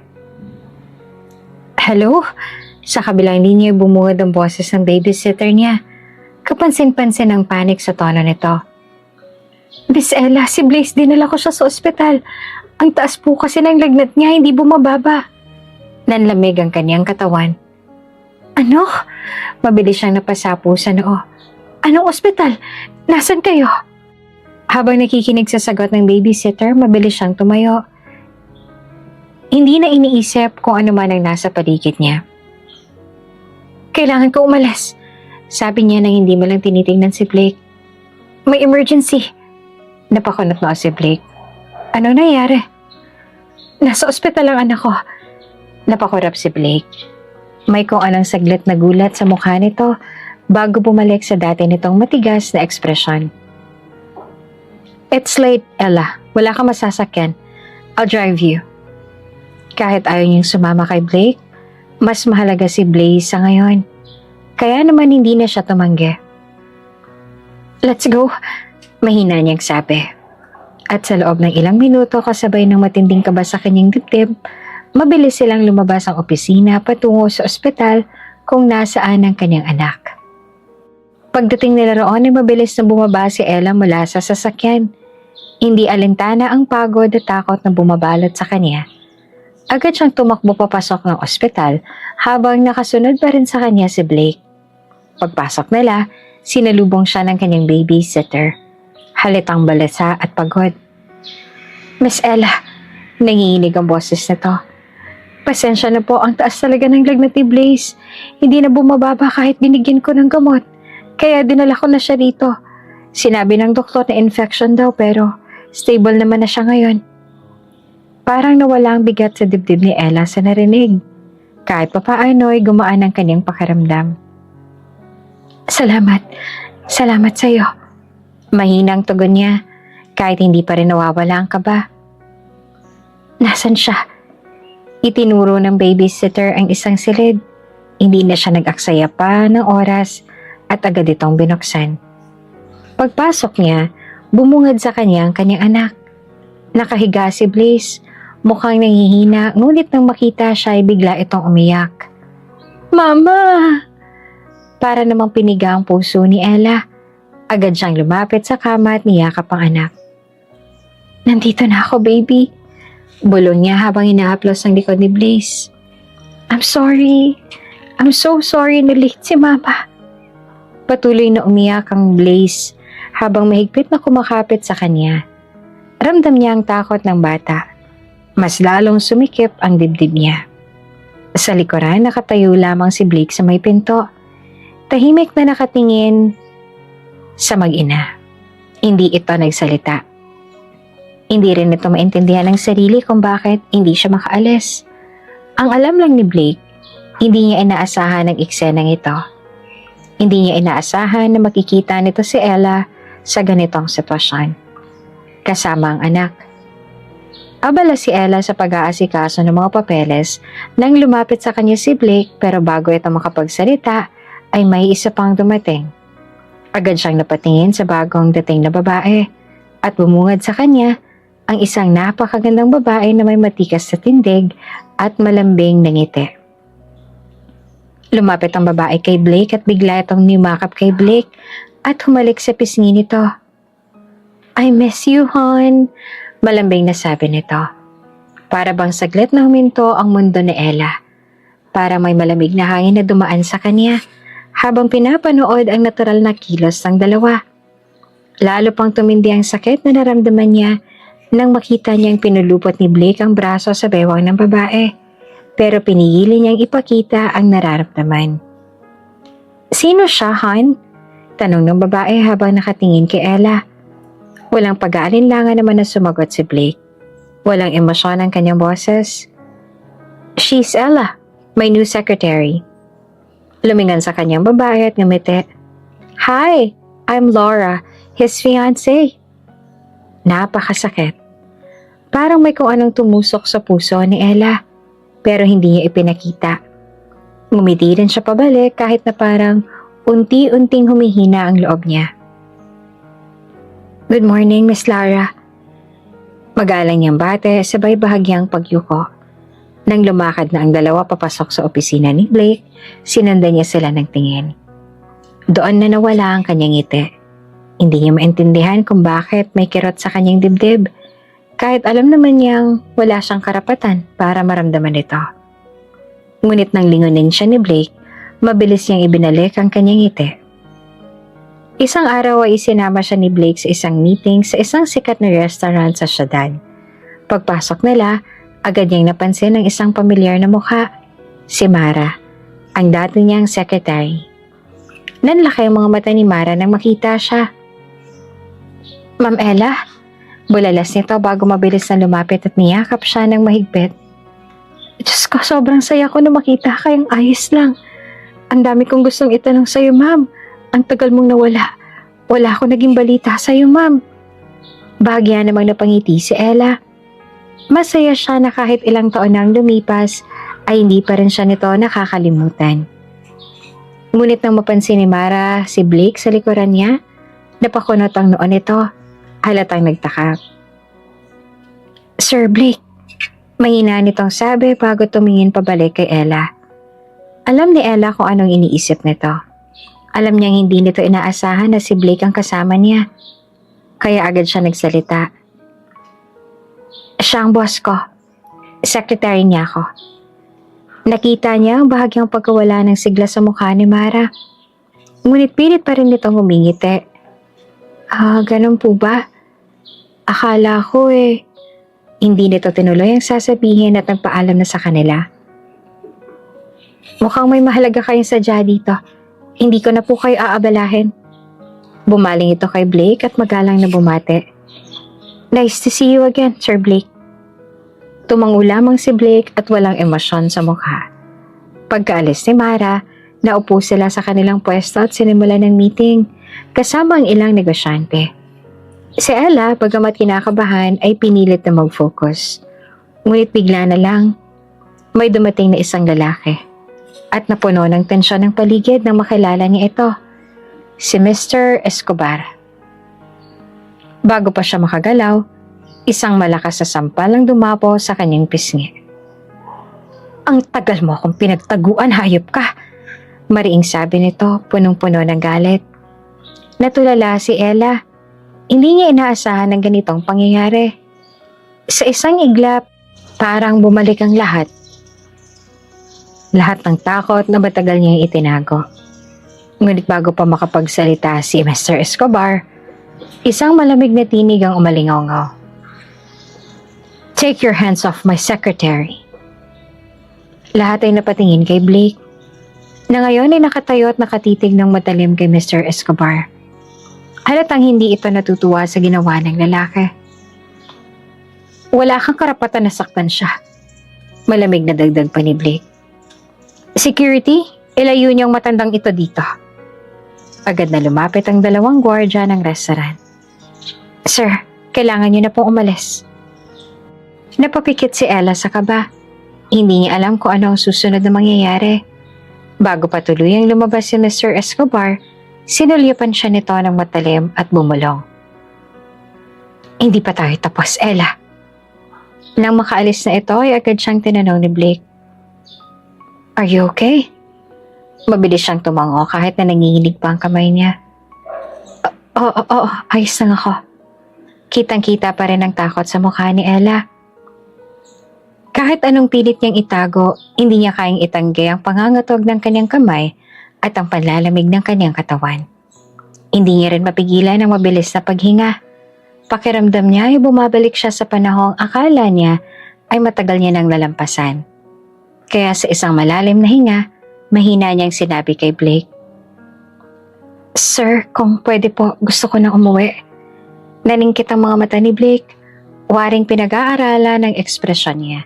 Pero sa halip na kontrahin siya, tumango ito. I'll take you home. Agad siyang umiling. Hindi na po kailangan. Nagtagpo ang mga mata nila at sa loob ng ilang segundo pakiramdam niya ay may gustong sabihin si Blake. Pero sa huli, hindi ito nagpumilit. Fine. Walang ibang sinabi si Ella at mabilis siyang tumalikod at umalis na sa restaurant.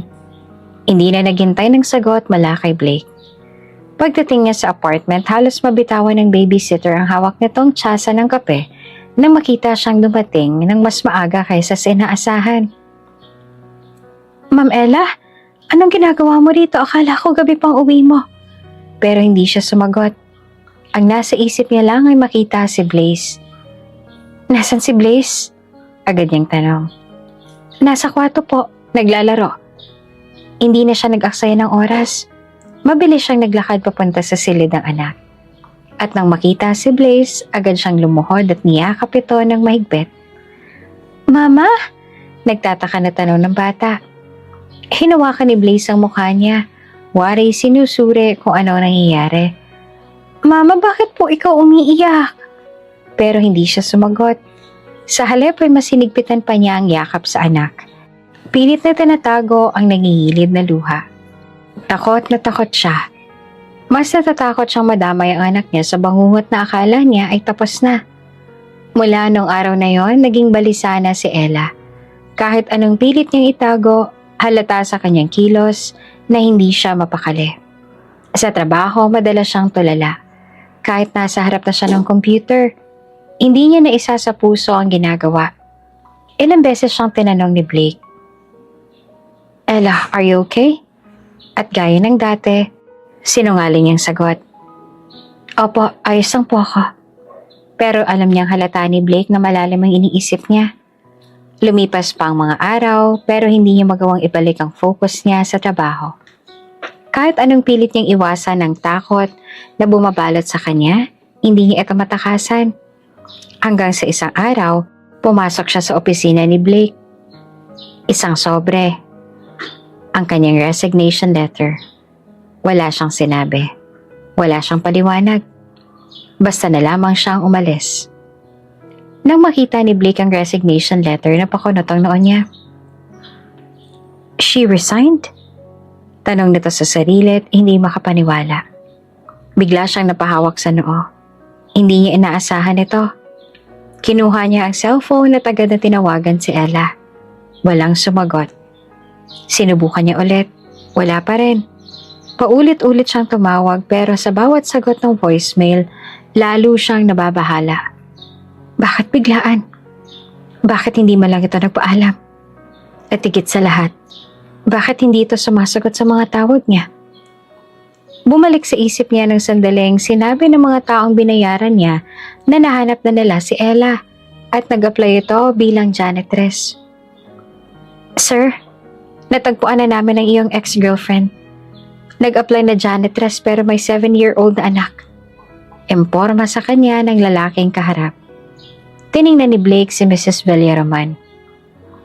Hire her and make her my secretary. Tumango naman si Mrs. Villaroman. Yes, sir. Ngunit sino nga bang mag-aakala na bigla na naman itong mawawala? Na basta na lang itong aalis tulad ng ginawa nito noon. Abala si Blake sa isang mahalagang pagpupulong nang biglang tumunog ang kanyang cellphone. Seeing Ella's name on the screen, his brows furrowed in confusion. She finally decided to call. Agad niya itong sinagot, ngunit sa halip na boses ni Ella, isang hindi pamilyar na babae ang narinig niya. Hello? Is this Sir Blake? Nanlamig ang kanyang pakiramdam. Ibang tao ang nasa kabilang linya. Bigla siyang nagkaroon ng masamang kutob. Yes, this is Blake. Who is this? Tanang niya na agad na lumakas ang kabog ng dibdib niya. I'm a nurse from St. Luke's Hospital. I called using Miss Ella's phone. She and her son were in a serious accident and both are in critical condition.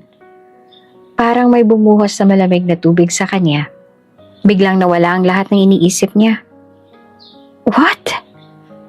Mahina niyang sambit. Parang hindi makapaniwala. Where? Which hospital again? Mabilis siyang tanong. Halos nanginginig na ang kamay niya sa mahigpit na hawak na telepono. St. Luke's Hospital, emergency room. I'll send you the correct address. Sagot ng nurse. Hindi na siya nag-aksaya ng oras. Iniwan niya ang lahat, ang pagpupulong, ang trabaho, at agad na tumakbo palabas ang opisina. Nasa isang probinsya ng mag-ina. Doon sila dinala. Kaya naman para makapunta siya roon ng mabilis, kailangan niyang gamitin ang private jet niya. Mahigit 2 oras siyang nasa himpapawid at mas lalo lamang siyang nakaramdam ng kaba at takot habang lumilipas ang sandali. Halos hindi niya na namalayan ang biyahe. Hindi niya napansin ang turbulence dahil sa lalim ng iniisip niya. Pagkarating niya sa ospital, dali-dali siyang pumasok at lumapit sa front desk. Where's Ella Valencia and her son? They were in an accident. Tinignan ng nurse ang records at saka tumingin sa kanya nang may lungkot sa mata. They're still in the emergency room, sir. Napakuyom ang kamao niya. Ibig sabihin, malala nga ang lagay nila. Dahan-dahan siyang lumingon sa pintuan ng emergency room. Hindi maipaliwanag ang bigat na kanyang dibdib. Sa unang pagkakataon, hindi niya alam kung ano ang dapat niyang gawin. He felt completely helpless. Pabalik-balik si Blake sa harapan ng emergency room. Hindi mapakali sa paghihintay. Ilang beses siyang napatingin sa relo pero parang ang bawat segundo ay mas tumatagal kesa sa dapat. Para siyang mababaliw sa kaba. Hanggang sa wakas, bumukas ang pinto at lumabas ang doktor. Agad siyang lumapit. Hindi na alintana ang iba pang tao sa paligid. Doctor, how are they? Are they okay? Tanong niya at bakas ang matinding pag-aalala sa boses niya. Huminga ng malalim ang doktor bago sumagot. The child needs blood transfusion immediately. He has lost a lot of blood. His blood type is AB. Do you know anyone with the same blood type? Parang nawala ang kulay sa mukha ni Blake. AB? I am. I have an AB blood type. Agad siyang sumagot na hindi nag-alinlangan. I'll donate. Just do whatever you need. Save him. Tumango ang doktor, agad siyang dinala sa blood donation area. Habang kinukuha ang dugo niya, hindi niya mapigilan na mag-alala. Blaze, Ella, kailangan nilang mabuhay. Pagkalipas ng ilang oras, muli siyang bumalik sa harapan ng ICU. Naghihintay ng balita. Paglabas ng doktor, agad siyang sumalubong. Doc, how is he? Is he okay? Tumango ang doktor. The child is stable now. The blood transfusion helped save him. But, napalunok si Blake, hinihintay ang kasunod na sasabihin. But the mother, her condition is still critical. We're doing everything we can, but she's not out of danger yet. Nanigas ang katawan niya, para siyang sinuntok sa dibdib. Transfer them both to the ICU. Do everything. Everything to save them. Madiin niyang utos. Hindi hahayaang mawala sila. 3 araw nang lumipas mula nang maaksidente sina Ella at Blaze. Naging mahaba ang bawat oras para kay Blake. Lalo na't walang kasiguraduhan kung kailan magigising si Ella. Si Blaze ay saglit nang nagising kanina, pero dahil mahina pa ang katawan nito, muling nakatulog. At si Ella, comatose. Parang bumagsak ang buong mundo ni Blake nang marinig niya iyon mula sa doktor. Hindi niya akalaing makikita niya si Ella sa ganitong sitwasyon. Nakahiga, walang malay, at hindi tiyak kung kailan magigising.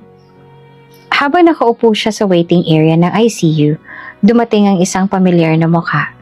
Si Mara, ang dating secretary ni Ella. Nakita niya ang lungkot sa mukha nito, pero may determinasyon din sa mga mata nito. Sir Blake, can I talk to you? Mahina nitong tanong.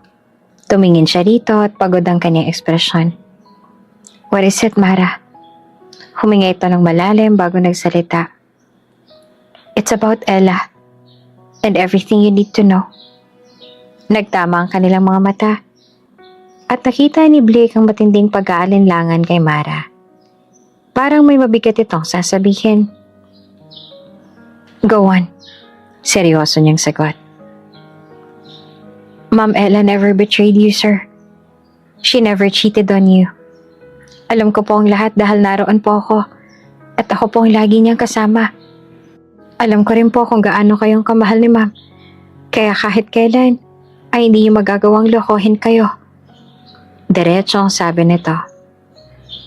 Everything she did it to protect you. Napalunok si Blake. Hindi agad makapagsalita. What do you mean? Mr. Escobar, he wanted revenge.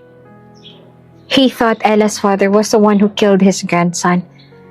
That's why he went after her. That's why she left you dahil nagbabanta si Mr. Escobar na idadamay ka at ayaw ni Ma'am Ella na madamay ka. Para siyang binuhusan ng malamig na tubig. What? He was going to use you to get to her. He wanted to ruin both of you. So she made you hate her instead, to keep you away from danger. Napatayo si Blake. Hindi makapaniwala. Why didn't she tell me this before? Muling lumingon si Mara sa ICU room ni Ella. Bakas ang lungkot sa kanyang mukha. Because she asked me not to. She wanted to keep you safe. Even if it meant you hating her. Hindi agad nakapagsalita si Blake. Ramdam niya ang bigat sa dibdib niya. And Blaze, nanlamig ang pakiramdam niya nang makita ang pag-aalangan ni Mara.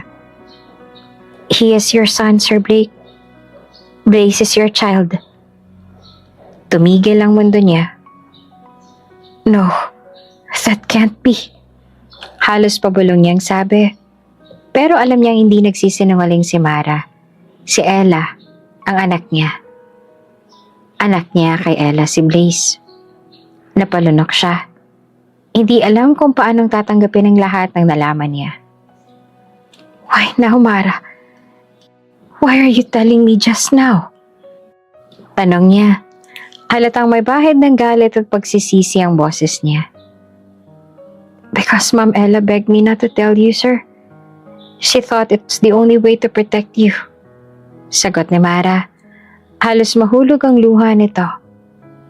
But now that she's fighting for her life, and I know she would want you to know the truth before it's too late. Napaupo si Blake at nangihina. Hindi niya alam kung anong mas matimbang.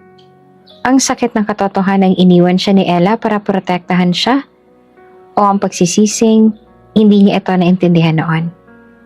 At higit sa lahat, may anak siya. At baka mawala sa kanya nag-iisang babae na minahal niya ng higit sa sarili niya. Habang nakaupo si Blake sa tabi ng hospital bed ni Blaze, mahigpit niyang hinawakan ang maliit na kamay ng bata. Ilang oras na rin siya nagbabantay. Hinihintay ang pagising nito. Maya-maya, unting gumalaw ang munting katawan ni Blaze. Napapikit ito ng mariin bago iminulat ang kanyang malalaking mata. Saglit itong naguluhan bago napatingin kay Blake. Sir Blake? Mahina nitong tawag, halatang pagod pa ang tinig nito. Mabilis siyang napayuko at hinawakan ng pisngi ng bata. Anak, bulong niya. Nagtagpo ang kanilang mga mata at nakita ni Blake ang pagkagulat sa mukha ng bata. Anak? Ulit ni Blaze. Parang hindi sigurado kung tama ang narinig niya. Ngumiti naman si Blake kahit may kirot sa puso niya. Oo anak, ako ang papa mo. Maling nanlaki ang mga mata ni Blaze. Tila hindi pa rin makapaniwala. Kayo po ang papa ko? Tumango si Blake at hinaplos ang buhok nito. Oo Blaze, ako ang papa mo. Halos manginig naman ang labi ng bata bago ito biglang yumakap ng mahigpit sa kanya. Totoo po? Totoo po ba ito? Niyakap siya ni Blake ng mas mahigpit. Ramdam ang init ng yakap ng kanyang anak. Isang bagay na hindi niya inakalang mararamdaman niya. Totoo anak. Pasensya ka na kung ngayon mo lang nalaman ha. Napahagulhol si Blaze. Masaya po ako papa. Masaya po ako na kayo po ang papa ko. Muling napuno ng luha ang mata ni Blake. Pero sa pagkakataong ito, hindi lamang sakit ang nararamdaman niya, kundi isang hindi maipaliwanag na kasiyahan. Ngunit biglang lumuwag ang yakap ni Blaze at tumingala ito sa kanya. Nasaan po si Mama? Napahinto naman si Blake. Hindi niya alam kung paanong sasagutin. Nakita niyang may lungkot sa mukha ng bata. Halatang naghihintay ito ng kasagutan. Ang mama mo, hindi pa rin siya nagigising anak. Napangiwi si Blaze. Kita sa mukha nito ang matinding pag-aalala. Mama, bumaba ang boses nito at tila naiiyak. Hinila siya ni Blake at isang mahigpit na yakap ang iginawad nito. Huwag kang mag-alala anak. Gagawin ng mga doktor ang lahat para gumaling ang mama mo. Magiging maayos din siya. Muli siyang niyakap ni Blaze. Mahigpit na kumapit sa kanya at tuluyan ang umiyak. Sa pagkakataong to, ipinangako ni Blake sa sarili niyang hindi niya nahahayaang mawala pa ang kanyang pamilya. Habang nakaupo si Blake sa labas ng ICU, hawak-hawak niya ang noo at pilit na nilalabanan ng pag-aalala. Matagal na siyang naghihintay ng balita tungkol kay Ella. At ngayon, dumating pa ang isang bagong pasanin sa isip niya. Ang investigasyon na isinagawa tungkol sa aksidenteng nangyari. Lumapit ang isang pulis sa kanya. Mr. Laksamana, may resulta na po ang investigasyon at hindi po ito isang aksidente. Nanigas ang katawan ni Blake. Anong ibig mong sabihin? Huminga ng malalim ang pulis bago nagpatuloy. Sinadya po ang nangyari sa kanila. May nakakita ng isang itim na sasakyan na ilang beses umikot malapit sa kanila bago nangyari ang insidente. At may ebidensya na nagpapakita na may nagmanipula sa preno ng sasakyan nila. Napalunok si Blake, kasabay ng unti-unting pag-usbong ng galit sa dibdib niya. Si Mr. Escobar, bulong niya sa sarili. Walang ibang may motibo para saktan si Ella kundi ang matandang yon. Gawin niyo ang lahat para malaman kung sino talaga ang nasa likod nito. Utos niya sa pulis. Matigas ang boses. Ayoko may makaligtas sa gumawa nito. Bago umalis ang pulis, iniabot nito ang isang puting sobre. Nakuha po namin ito sa mga gamit ni Miss Ella. Mukhang para po sa inyo. Nag-alangan naman niyang kinuha ang liham. Nanginginig ang kamay niya habang binubuksan ito. Blake, una sa lahat gusto kong humingi ng tawad. Patawad sa lahat ng sakit na naidulot ko sa'yo. Patawad kung nasaktan kita noon. Patawad kung hindi ko nasabi ang totoo. Na may anak tayo. Hindi ko ginawa yun para lokohin ka, kundi para protektahan ka. Si Mr. Escobar, akala niya ang ama kong pumatay sa apo niya. Alam kong hindi niya ako titigilan, kaya naisip kong lumayo. Kahit pang ibig sabihin na hindi ko na kailangang bumalik sa'yo. Napapikit si Blake at hindi na makapaniwala sa binabasa niya. Ngayon siguro iniisip mo kung bakit ko to sinusulat. Kasi gusto kong malaman mo na hindi kailanman nawala ang pagmamahal ko sa'yo. Hanggang ngayon, Blake, mahal na mahal pa rin kita. Masaya ako na magpapakasal ka na. Alam ko matagal mo nang sinarang puso mo para sa akin. At tanggap ko na yon. Ang tanging hinihiling ko na lang ay alagaan mo ang anak natin. Pakiusap sabihin mo kay Blaze araw-araw kung gaano ko siyang kamahal. Kahit hindi ko na siya makasama. Nahulog ang isang patak ng luha ni Blake sa papel. Paulit-ulit niyang binabasa ang mga huling linya. Napahawak siya sa bibig. Pilit na pinipigil ang pagsabog ng emosyon. Hindi niya alam. Hindi niya alam na mahal pa rin siya ni Ella. Hindi niya alam na ginagawa nito ang lahat para sa kanya. Napalunok siya bago mahina. Halos pao sa bumulong sa hangin. Mahal na mahal din kita, Ella. At hindi ako magpapakasal sa iba. Tahimik na nakaupo si Blake sa tabi ng kama ni Ella. Hawak-hawak ang malamig niyang kamay. Ilang araw na rin itong walang malay. Trapped in a world where he couldn't reach her. At sa bawat minutong lumilipas, lalo siyang kinakain ng takot na baka hindi na ito magising pa.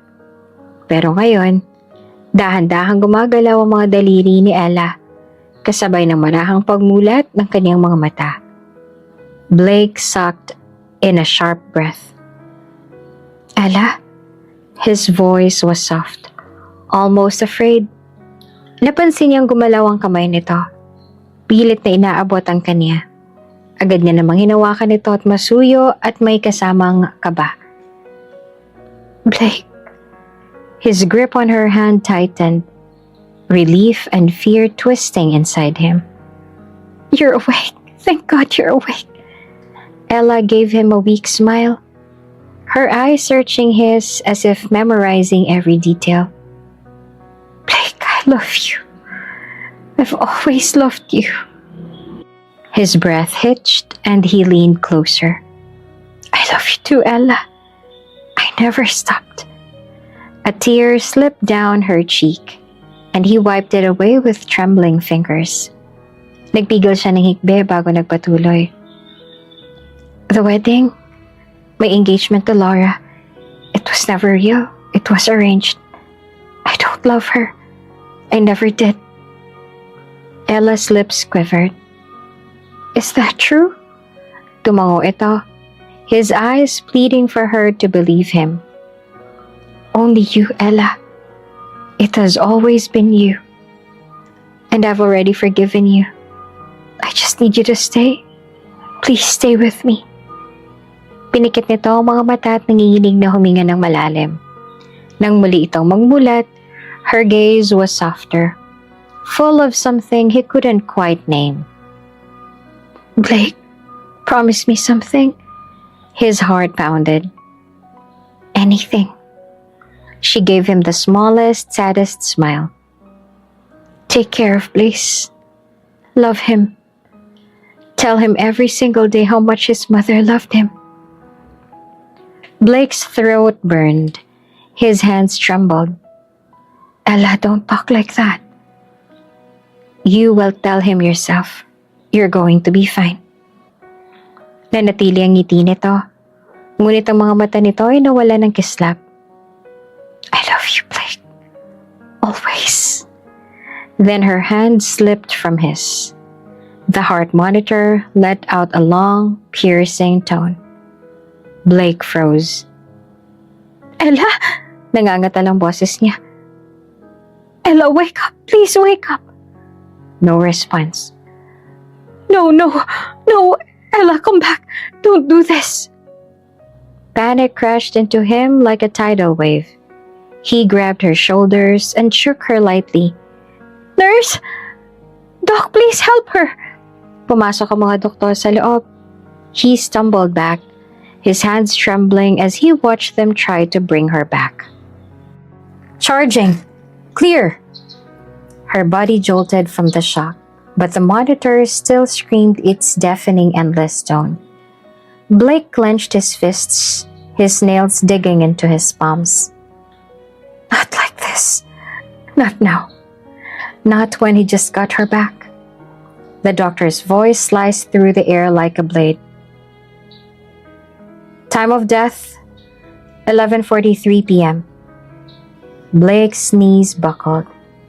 The world around him blurred as he sank into a chair, hands covering his face.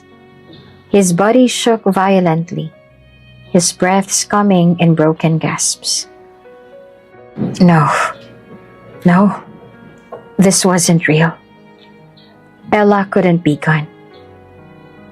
She was just here, telling him she loved him.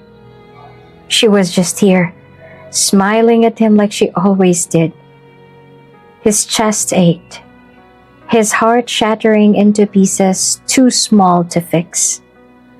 Mabagal ay tumayo siya at lumapit sa tabi ni Ella, his fingers ghosting over her lifeless face. He leaned down, pressing a soft kiss to her forehead. His voice was barely above a whisper, but it carried all the pain, all the love, all the grief inside him. "I love you too, Ella. And I swear, I will never love anyone else." Sa wakas nakamit na ang hustisya. Nakulong si Mr. Escobar sa lahat ng kasalanan ginawa niya. Lumabas ang buong katotohanan. Hindi ang ama ni Ella ang pumatay sa apo nito. Nagpakamatay pala ito. Ngunit sa matinding puot, ibinunto ni Mr. Escobar ang galit sa maling tao. Ang mga taong binayaran niya upang itago ang katotohanan ay umamin na rin. Winasak ng kanyang sariling kasalanan na umundong itinayo niya sa paghihigante. Ngunit huli na ang lahat. Hindi na maibabalik si Ella. At hindi na natuloy ang kasal ni Blake kay Laura. Siya mismo ang umatras. Hindi dahil sa awa o guilt, kundi dahil sa isang katotohanan hindi niya matatakasan. Wala siyang ibang minahal kundi si Ella.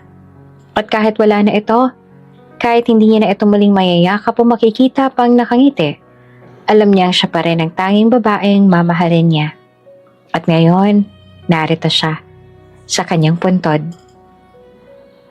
Dahan-dahang lumuhod si Blake sa harap ng lapida. Hinaplos ang pangalan ng babaeng nagbago ng buhay niya. Ella Valencia sa tabi niya. Tahimik naman na nakatayo si Blaze. May hawak na puting lilis. Alam niyang bata pa ito upang maunawaan ang lahat. Ngunit sapat nang nalalaman ito upang maintindihan na hindi na kailanman babalik ang kanyang ina. Gayunpaman sa tuwing pumupunta sila rito, kinakausap pa rin niya ito. Tumitingala pa rin sa langit na parang hinihintay ang sagot nito. "Mama," bulong ni Blaze habang inilapag ang mga bulaklak. "Papa and I came to see you again. I miss you. I really miss you." Napalunok si Blake. Hinaplos ang buhok ng anak. Pilit niyang pinatatatag ang sarili pero nagsalita siya. Mahina at halos pabulong ang boses niya. I miss you too, Ella. Every day. Napabuntong hininga siya. Pinigilan ng panginginig ng boses. Life isn't the same without you. But I'm keeping my promise. I'm taking care of our son. He's growing up so fast. You'd be so proud of him. Pinahid ni Blaze ang luha sa pisngi niya. I wish you were here, Mama. I wish you could see us now. Tahimik ang paligid. Ang tanging naririnig nila ay ang mahihinang kaluskos ng mga dahon sa ihip ng hangin. At pagkatapos, Blake stilled, feeling something almost familiar in the way it brushed against his skin. It was a warm and gentle, like a quiet embrace. Beside him, Blaze gasped softly, eyes wide. Papa, mahina nitong sabi. It's Mama, isn't it? Nadaglag ang luha sa mata ni Blake. Hindi niya alam kung guni-guni lang ba ito totoo. Pero sa sandaling yon, pinili niyang maniwala. Yeah, bulong niya. She's here. And as the wind wrapped around them once more, Blake allowed himself to believe that somewhere, somehow, Ella was still watching over them, loving them, and always would.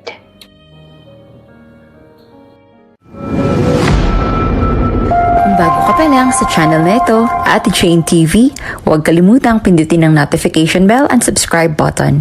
Sana po hindi naman malaking abala sa inyo ang pagpindot ng subscribe button dahil ang kapalit po nito ay ang pagsuporta para makapag-produce ng mga libreng stories sa mga channels ni Ate Jane. Maraming salamat! Sir, andito na po ang bagong secretary. Saglit